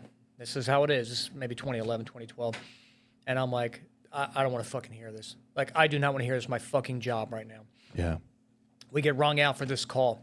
So I talk about this in my book. Like, this doesn't happen. Like, there's another team. Like, somebody else should be fucking responding right now. And these guys have no idea what to do. Like, guess you guys got to go. And we look at each other like, guess we got to fucking go. Yeah. Like, this is what a therapy is supposed to be. Yeah. Like, get your shit on. We're pros. We're fucking professionals, dude. Yeah, you have to. Put our shit together, get on that truck. We get about halfway there. I remember me and the firefighter like fucking crying in the back. Like, I can't fucking believe we're going on another call. Like, we are shit sandwiches right now, dude. No, it's a safety risk. Beyond. And it would never happen today. Never, dude. No. But anyway, we got canceled. The people got off the rock and all that. But I knew, I was like, man, I'm just I'm not good, man. But fast forward, I go to this other crazy station a couple years later because I'm like, I got to get off this team. I'm tired of body recovering, and this little girl's fucking haunting me. We had a party, dude, and this is a good story, dude. And we start drinking. I'm like, hey, man, they're like, Pishock, man, you can tell us the story. I'm like, I don't know, man. We're getting fucking hammered. It's a typical fireman police party, you know, it's what we do. And it's everyone's wives, too. It's like 30 of us there. And I start telling the story, and they can't even fucking believe it. It's kind of like this, and they start, like, crying, like, and I'm, like, crying, and one dude's like, finish the fucking story. He's an 82nd Airborne guy. Yeah. He comes back. He gets a Halloween mask from my fucking house somewhere, and he puts it on me. He's like, wear this. Now tell your fucking story. Jesus Christ. So I tell the story, lose it all, feel fucking great. I'm like, dude, thank you. And he's like, That was awesome, Pishock. Thanks for telling your fucking story, dude. But I'll never forget that guy, man. Army Airborne. He's like, I need to hear this fucking story. Tell me the fucking story. And so I got to cry behind this fucking Halloween mask, dude. Keep telling the fucking story. Christ, dude. bro. That's what we do. That's what the fuck that's- we do, dude. That's there's no anywhere to handle it.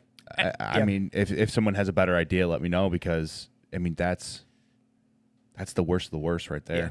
But you know what it did, dude? I finally learned after telling it that I feel good. I finally got it off my chest. It's like a therapy. It was a total therapy.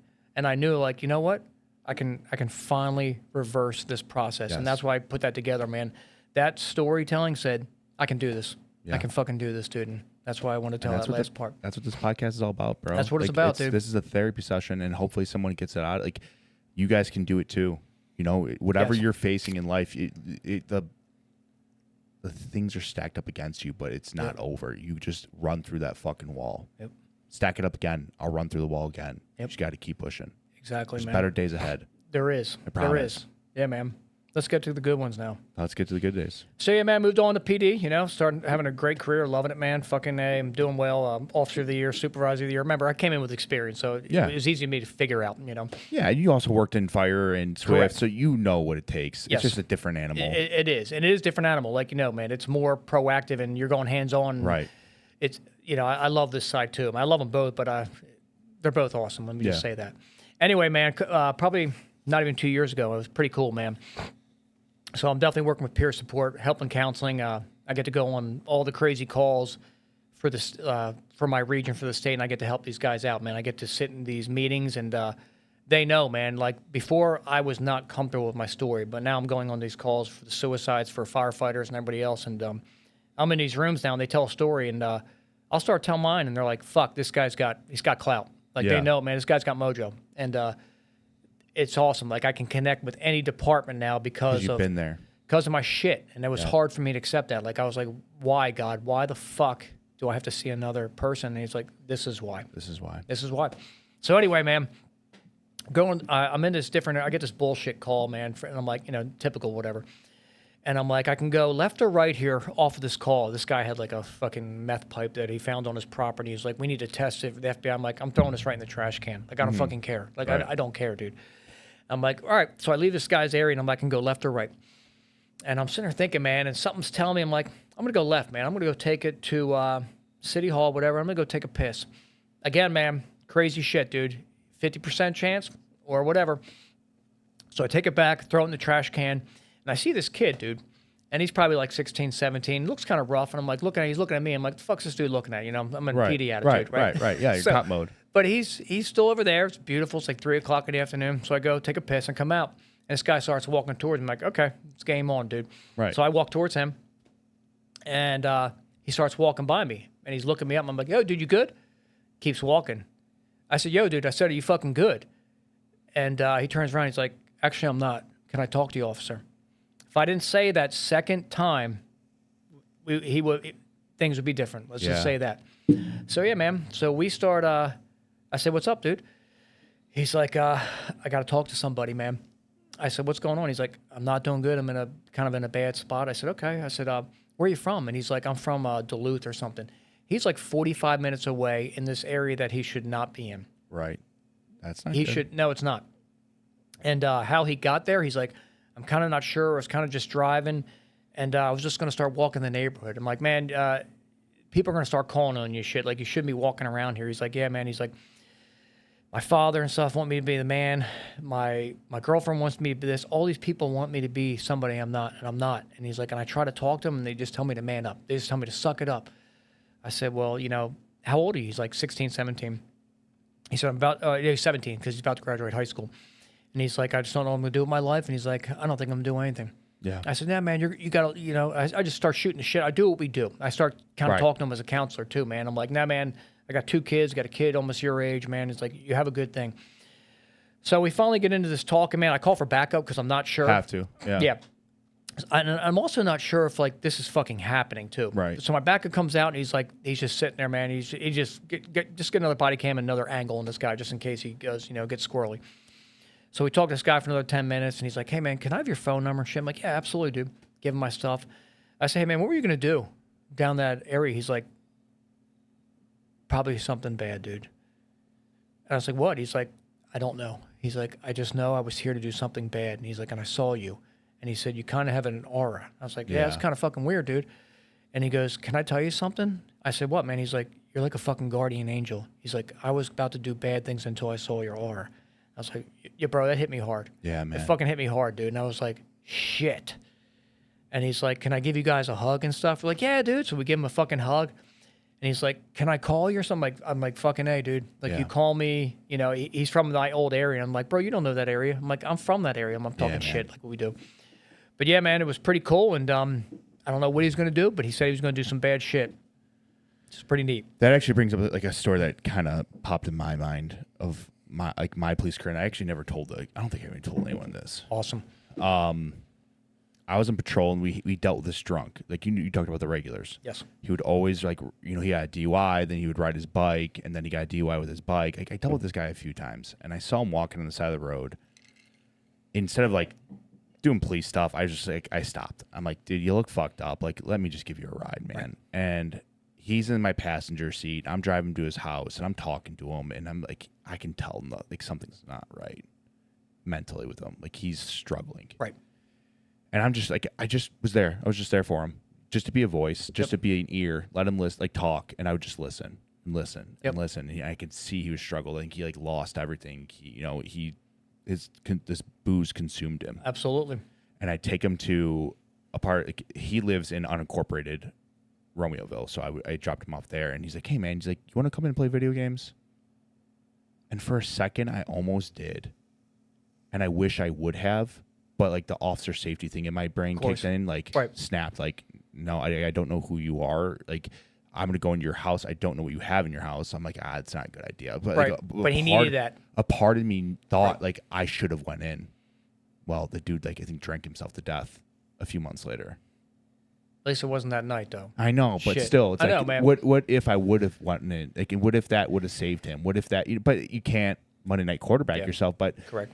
That story popped up in my head. It's just like things work out for a reason, right? They do, dude. They do. Yeah. And again, I talk about after that girl and the floods, and I lost all my shit, and I lost my faith, and I lost everything, man. And again, man, after that thing, whatever the fuck it was, I started going to the good side again, man. You know, I started figuring stuff out, but because I was addressing things too. Yeah. And yeah, man, it's pretty crazy, dude. But sometimes those inner voices, I mean, that's something. It's telling you something. But I always talk about it. I heard about it like from the one sniper. When the sixth sense talks, when that spinal cord goes off, shit's real. Shit's real. Never, ever deny the spinal cord. No. When you get the chills, there is something else going on, and you need to listen. Right. As soon as you deny that voice, bad things happen, dude. Well, I mean, we were sat in the car for my shooting, and I thought to myself, something bad's going to happen. Like, I'm going to be in the hospital, and I felt the chill. Yep. And I knew it.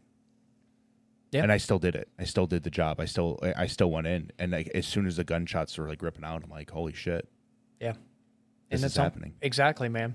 But it is that premonition. It's that prelude. And it's, I call it primal, man. It's fucking primal, dude. And you either got it or you don't, man. But it's when you hear it, man, listen. Right. When you stop that car and the hairs in the back of your neck stand up and you're like, oh, fuck. This is the car. Yeah. That is correct, dude. Send me another one. Yep, Send me two. Or you know what? Back off. Hey man, you're good. Has a warning. You gotta go. And you have to have that level. I'm getting chills just thinking about it. Yeah. Yes. Yep, because man. it's that bad. Yep. It's funny you say that. I pulled over a car a month ago, man. Same thing. Bad motherfuckers. And everyone else was on a call. My backup was probably 17 minutes out. Oh no. As soon as I walked up and saw this, I saw something. Hey man, you guys have a good day. And that was only because of my maturity and experience that I walk away from that fucking car. Yeah. Because it would have been bad for you. It would have been very bad. And it was Dennis. Sixth sense was pounded. But I had the maturity to say, you know what, guys, have a good fucking day. Had to. You did. Because some people would be like, no, I'm going to challenge this. And then that's what gets you into that bad spot. Correct. And I'm not saying, like... It's such a hard call. Yeah, you call it being a coward. I don't give a fuck what you think. But it's that sixth sense, like you said. It's... Your warning signs going off like you're gonna fucking die if you do this. And that's where you get. We talked about imposter syndrome and all that, man. Like, I'm alive for a reason at this point, and it's called experience. There's luck, but there's also experience, dude. I'm not in public safety for 25 years. It's because it's backing off that ego sometimes and saying, this is the wrong call right now. Same thing as firefighting, right? We can probably make entry into this fucking house, but I'm really pushing it right now. And I went a little bit. It's time to back the fuck out. Like we need, oh, that motherfucking pussy dude, he backed out. Things are going off, dude. Like I think we have a collapse or something. Right. Something's about to happen on us right now. Bad. And you gotta listen, man. Yeah. I thought Carrie would have something to say for that. Carry anything there? Like I said, I was a white cloud. So I've got nothing. Oh, Carrie's a poor example. Here's a poor example. The exact opposite of you. Yeah, see, I know. I spent 3 years running stub toes and not going to fires.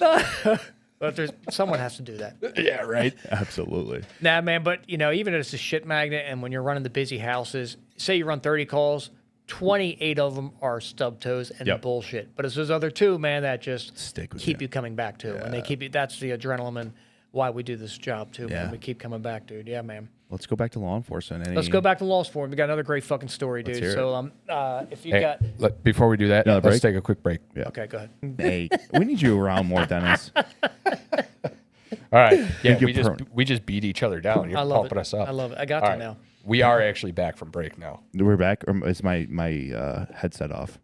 Well, it doesn't fucking matter, Dennis. You sound we gotta great, talk bro. about Steve. Let's go. Let's go. All right, we're going to talk about Steve, man. So a couple weeks ago, I went to, I don't know if you guys ever heard of big fireman Travis House. He was in the Charleston 9. Yeah. Anyway, he does a lot of stuff on, he was on body recovery for his best friend. So anyway, he's got a great story and all that. And I went to this thing, and it was far as shit, dude. And I go, and a bunch of firemen there I haven't seen in a long time, dude.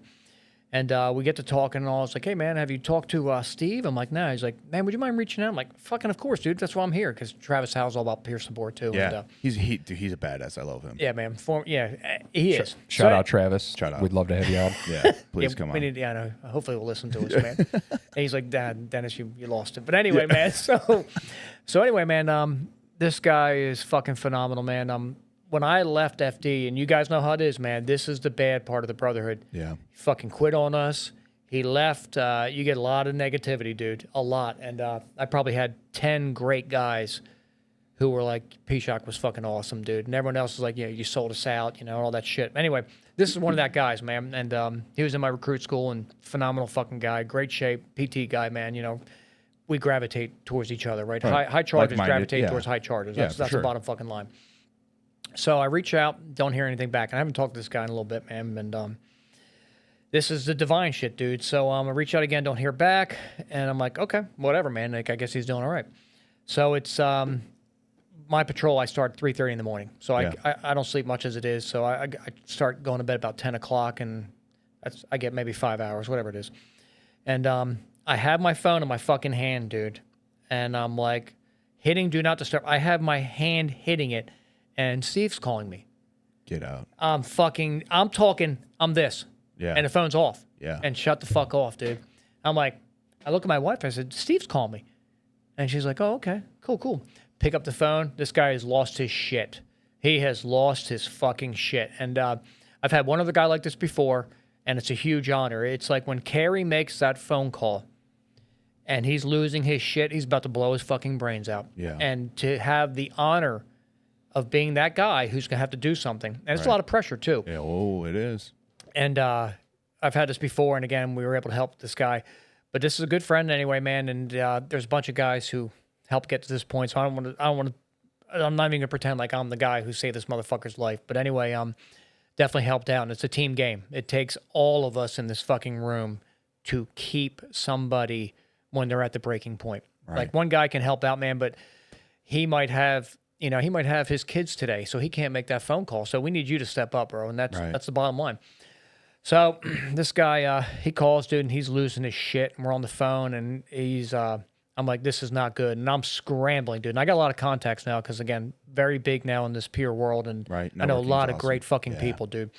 And I'm like, I don't know who to fucking call right now. It's 10 o'clock at night. I think it's like a Saturday night, dude. I'm like, my mind is scrambling as I'm listening to him and keeping him on the telephone. I'm like, Right. do not do some stupid shit. Like, I need you to, but...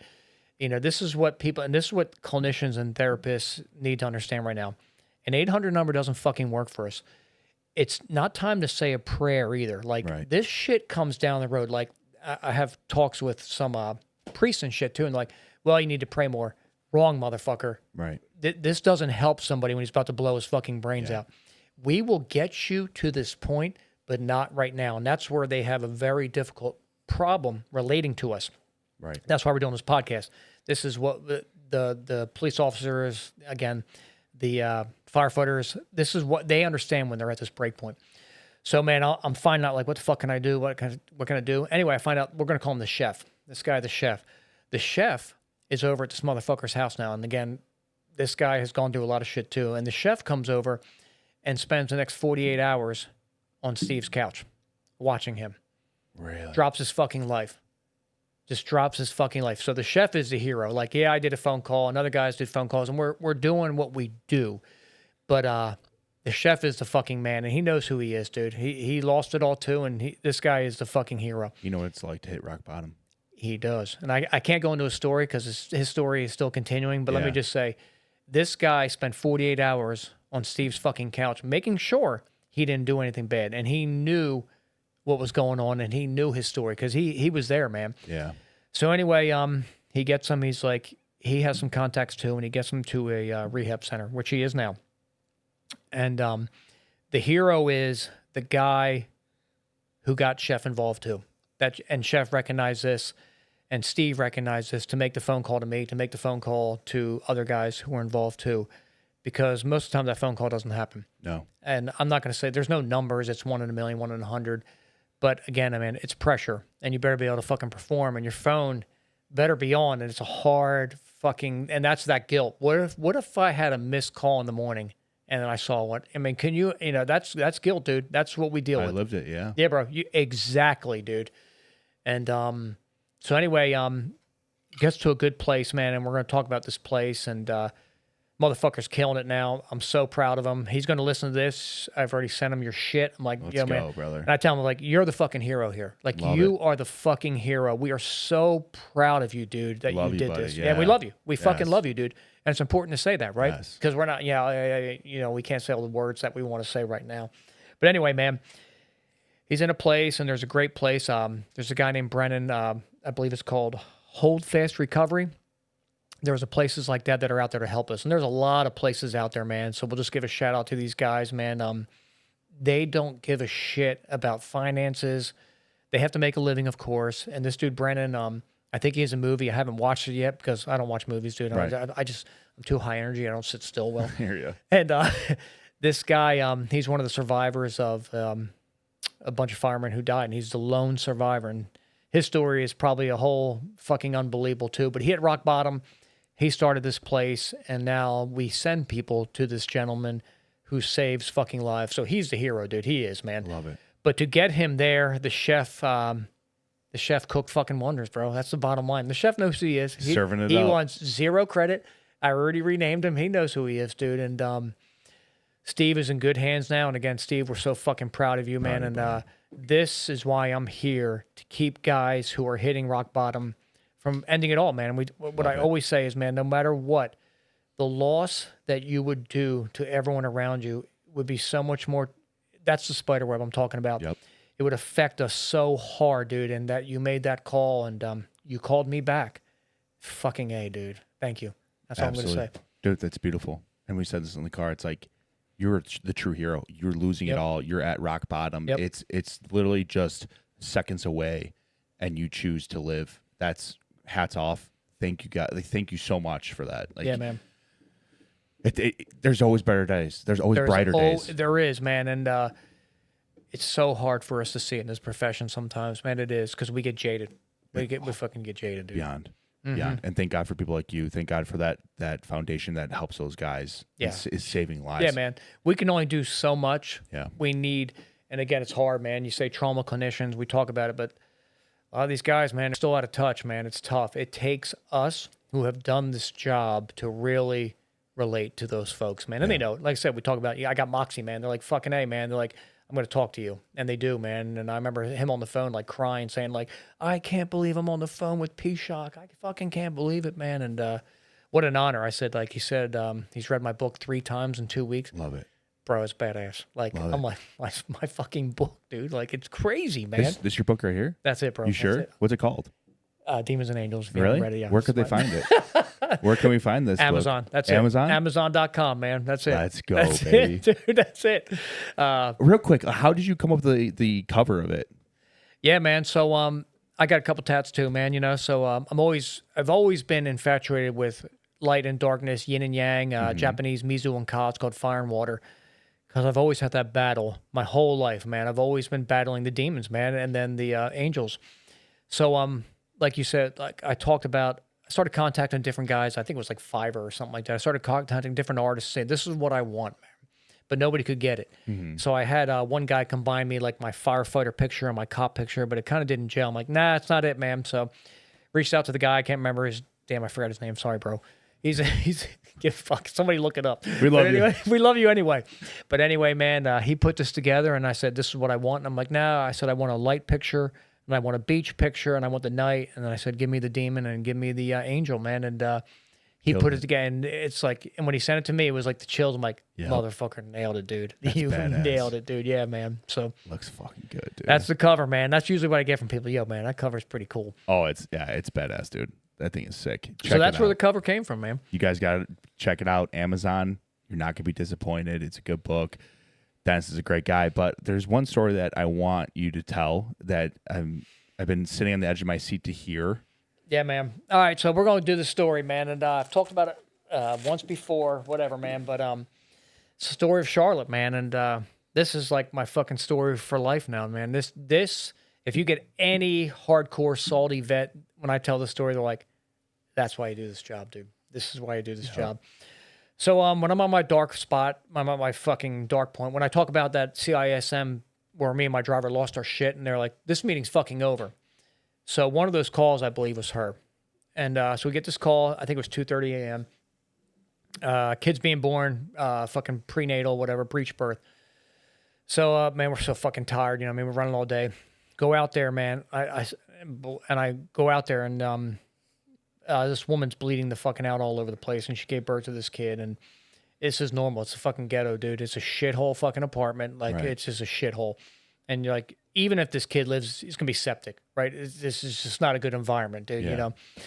So anyway, it happens. I'm thinking, okay, this woman bled out. She's fucking dead, and the kid's probably dead too because the kid's like fucking this big, and it's a fucking super early birth, 20 weeks or whatever. Oh God. But like, I don't care because I'm in a bad fucking headspace. Yeah. And again, I care, but I just don't realize Mentally I mentally don't understand what's happening. Checked out.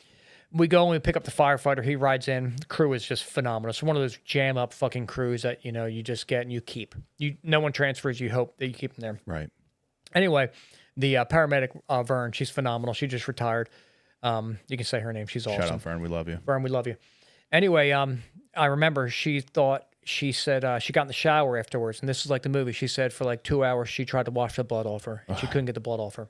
And people don't understand that. Like, the blood's way fucking off you physically, but that blood's not coming off you. No. Yeah. And so, again, the baby was this fucking big, fit in the palm of her hands. And that's it, because we ran more calls. Never fucking thought about it again. Never. Kid's dead. Mom might be dead. I just don't give a shit because I've moved on. I got more calls to run. Right. So you're so busy, like, you know, there's no shift change. You don't get to talk about it. The med unit runs more calls. You know, the med unit gets hammered. That's just what happens. So we never even have a debrief. We never anything. I find out maybe this fucking kid's alive. I'm the lieutenant, so I write him up for an award. I'm like, but I just don't care. Headquarters kicks it back. No, because they're fucking assholes. Yeah, of course. So I write it up again. I'm like, because I like to piss these assholes off. So I write it up Reread again. it. Yeah. So they send it back, and they're like, they give her like a certificate of achievement. Yeah, bro, I'm not kidding you, dude. Yeah. So they're like, okay, we'll play your game too, dude. So they give her and the other guy on the thing. Never think twice. I think they're both fucking dead.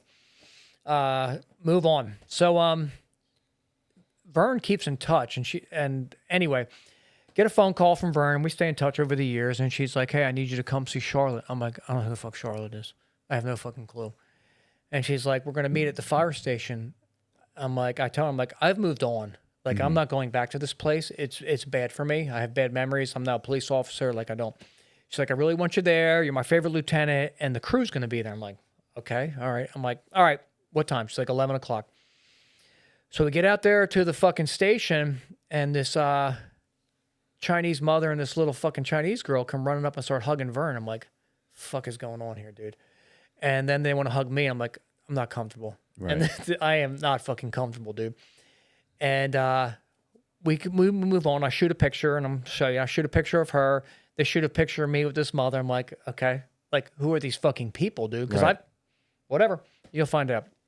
So we go in, and we're all meeting, and people are getting emotional. And I said, you know, she's like, and she starts talking about the call. I'm like, yeah, you tell me more about the call. So because my mind is like, is going Racing, a million yeah. miles an hour, dude. I'm like, well, tell me about the call. She's like, you remember she gave birth and the baby we thought was dead, the baby was breech and all this. And then we did this and we wrote in, we gave oxygen. I'm like, well, who was on the call? And she's like, well, he did this. And of course, you're the lieutenant. You ran the call. Bro, it hit me like a fucking sledgehammer. All of a sudden, the trauma that I blacked out for 9 full years, like somebody hit a sledgehammer on a well and boom, it all blew up like a fucking dam.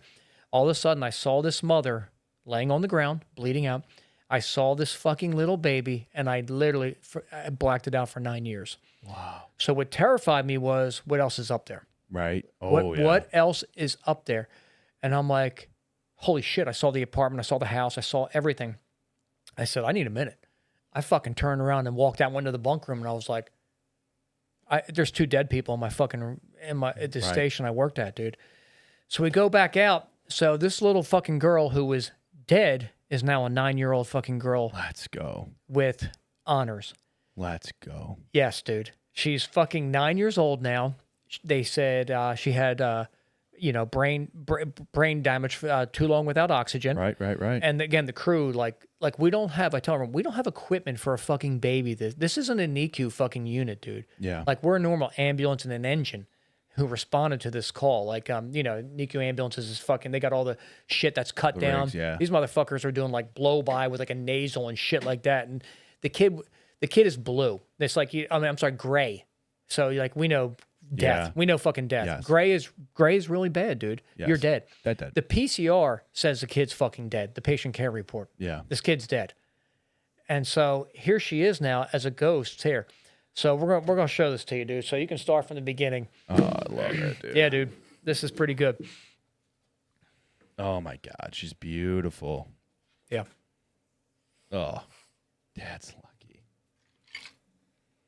Oh my God, dude. That's amazing, brother.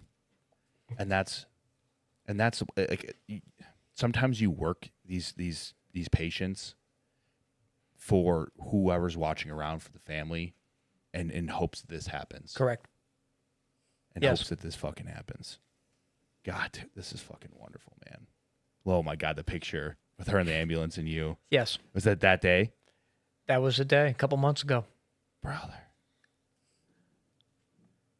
That's the best gift. So the mother comes and gives us this photo album and The says, best this gift. is for you saving my child's life. And she said she has one other kid.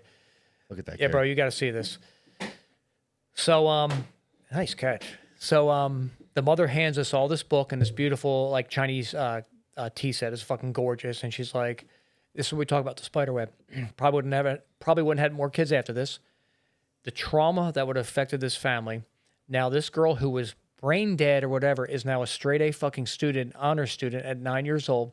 Just sent us pictures of her last birthday and her balloons and all that. Her mother kept the story from us and then said, Charlotte, it's time you meet somebody. Wow. Bro, yes. So they drove from Alabama 4 hours, and I got there at 11, and they walk in 1 minute later, and that's the first picture. And when they take a picture of me, you see my face, I'm like, what the fuck is going on Yeah. here, dude? Like, I'm all jacked up. Yeah, dude. And it just all worked out like that. And that's it, dude. And now she's going to live a great life. They want us to come for her high school graduation. Love it. You We'll be there. should. Fucking A, dude. We're going to be there, dude. Love it, dude. So I have her birthday now marked in my calendar. And here's the cool part about peer support. Called my sergeant when I got home, like, Sergeant, I'm a shit sandwich. Like, I can't come to work tomorrow. Right. He's like, oh, we need you. We this. I tell him the story. He's like, take off. Yeah, dude. He's like, that's what it's fucking about, dude. That's awesome. And that is the story of Charlotte. So we told my department at the time. They didn't want to fucking hear about it. Of course. We called different news, Channel 2 or something news, picked it up, and that's the one picture. They fucking said it. We could take the story longer, but we don't want to because it's a little girl and, unfortunately there's bad people in this world. Yeah. But yeah, man, different people have heard the story. Like, we're gonna fucking cover the shit. So my police department now made a big story on it too. Love And it. Thank God. exactly. How, And how about some life saving medals? bingo. Yeah, man. We don't care about all that. Yeah. No, man. How about a letter of recommendation or Yeah. something, dude? Yeah. But anyway, man, a certificate of achievement. Yeah, exactly. But What a yeah, man, joke. my police department was fucking phenomenal. They picked it up, they covered it 9 years later, Love and it. they wanted to send it out there, and then they want to do the podcast and talk about it too, man. And then we did a podcast about her too. Love it. Yes, Right. And everyone who has heard this said, "Why are we not continuing this story? Right, why are we not? finally have this great story." So yeah, man. Cheers to Charlotte, and Love it. yeah, man. She's Cheers to all of you guys involved. yeah. Oh, it took a perfect crew. It took divine shit to make this happen, man. There's no question. And Absolutely. And you talk about Chef, you talk about all those guys like being the heroes, but you guys are it takes all of you guys. It takes a whole army. it does. It does. And to perform that job the way it needs to be performed, like hats off to all of you guys because you guys are all fucking heroes. Yeah, man. It's an awesome thing. And some people still try to go negative. Oh, you guys just did your job. No, we fucking didn't, dude. We've done that call a million times, but this one someone came back, dude. Right. That always annoys me is that excuse of like during awards, they're reading all the calls and they're looking at it and there's always a commander or whatever involved. Like he's a pissed. He's always got a shitty fucking attitude. Yes. And he's just like, they're just doing their job. Just Yes. doing our job. Correct. Just doing our job. Yep. Like, you know what? Of course it's our fucking job. We know what our job is. And- Don't oh, tell me what my damn job is. Exactly. Yep. But you perform the job under the stressors and what happened. It's just kind of like from my shooting, like some of my officers that got fucked over. It pissed me off. Like, of course they're just doing their job, but they also should be rewarded for their heroism. Absolutely, and what they did. dude. Absolutely. Especially the dude who threw you in the car and did all Right. that shit. Dude, that dude's a fucking hero. He Top, shut it down. Top dude. medal, and then he didn't get it. So that's another conversation for another story for another day. But Well, didn't he also try to stab you? yeah, well, that's also another story for another day. Round 2. Round 2, Yeah, exactly. man. Absolutely. He thought, hey, listen, you already lost enough blood. Like, what's another hole? Anyways. That tap is dry, brother. But before we take off, man, I want you to give like a last final word to the audience and for listening. And Yeah, also man. tell them where they can find you. Yeah, thanks for having me, dude. Instagram, Pishock Patriots. My website's pishockbooks.com. And then books on Amazon only. Self-published it. And yeah, man, I first wrote it, like I said, to help one person. And then it's helped a lot now. And it's incredible, man. And we sell ourselves short. That's the bottom line. Right. We don't think our story's enough. And then it's incredibly humbling to know you're helping other people. And that's what it's about. That is my passion. And peer support, officer wellness, and whatever else I can do to help it, man. And me coming out here, dude, like what an honor to be here, man. And it's incredible. And we're definitely spreading the message, and we have to keep it going. It's up to us. It is. Command staffs don't care. Like admins do not care. They're moving on with their lives. We care, and we're going to save each other's lives. That's the bottom 100%. line. And that's what it's all about, brother. And we appreciate everything you've done. We need more people like you in this world. We need more people like you in this career field. Thank you for what you do. Thank you for your selfless actions and putting yourself out there because that secondary trauma is a thing. And Big time. it definitely does wear on you, even though you're doing good things, you know? And empathy overload is definitely a thing too. So you got to make sure you keep taking care of yourself, which you are doing. Yeah, and man. I fucking love it, dude. Your mentality in general, your just positive attitude, it just rubs off on others and makes me want to keep doing what we're doing. And I fucking love it, man. Thank you so much for coming on the show. Gary, do you have anything? Well, I was just going to say, if you guys enjoy the way Dennis tells a story and talks, you'll enjoy his book because it literally is written how he talks. So it's entertaining. You're going to love it. Love it, buddy. Well, Yeah, we appreciate you coming out, man. I know it was a flight and a stay. You get to tour Chicago a little bit, but Yeah, man. Still here. Still Still here, here. man. Just like you Let's guys said, fucking man. go. Let's fucking Still do it, here. dude. I fucking love it, Dennis. Well, we appreciate you guys tuning in for another episode. Thank you for listening to Dennis's story. Please check out his socials. Please check out his book. It's on Amazon. You're not going to be disappointed. If you like the show, let us know what you think. Like, subscribe. Please hit that subscribe button. Share. Tell a friend. Tell a family. We can't grow the show without you guys, but we'll catch you guys on the next one. Thank you.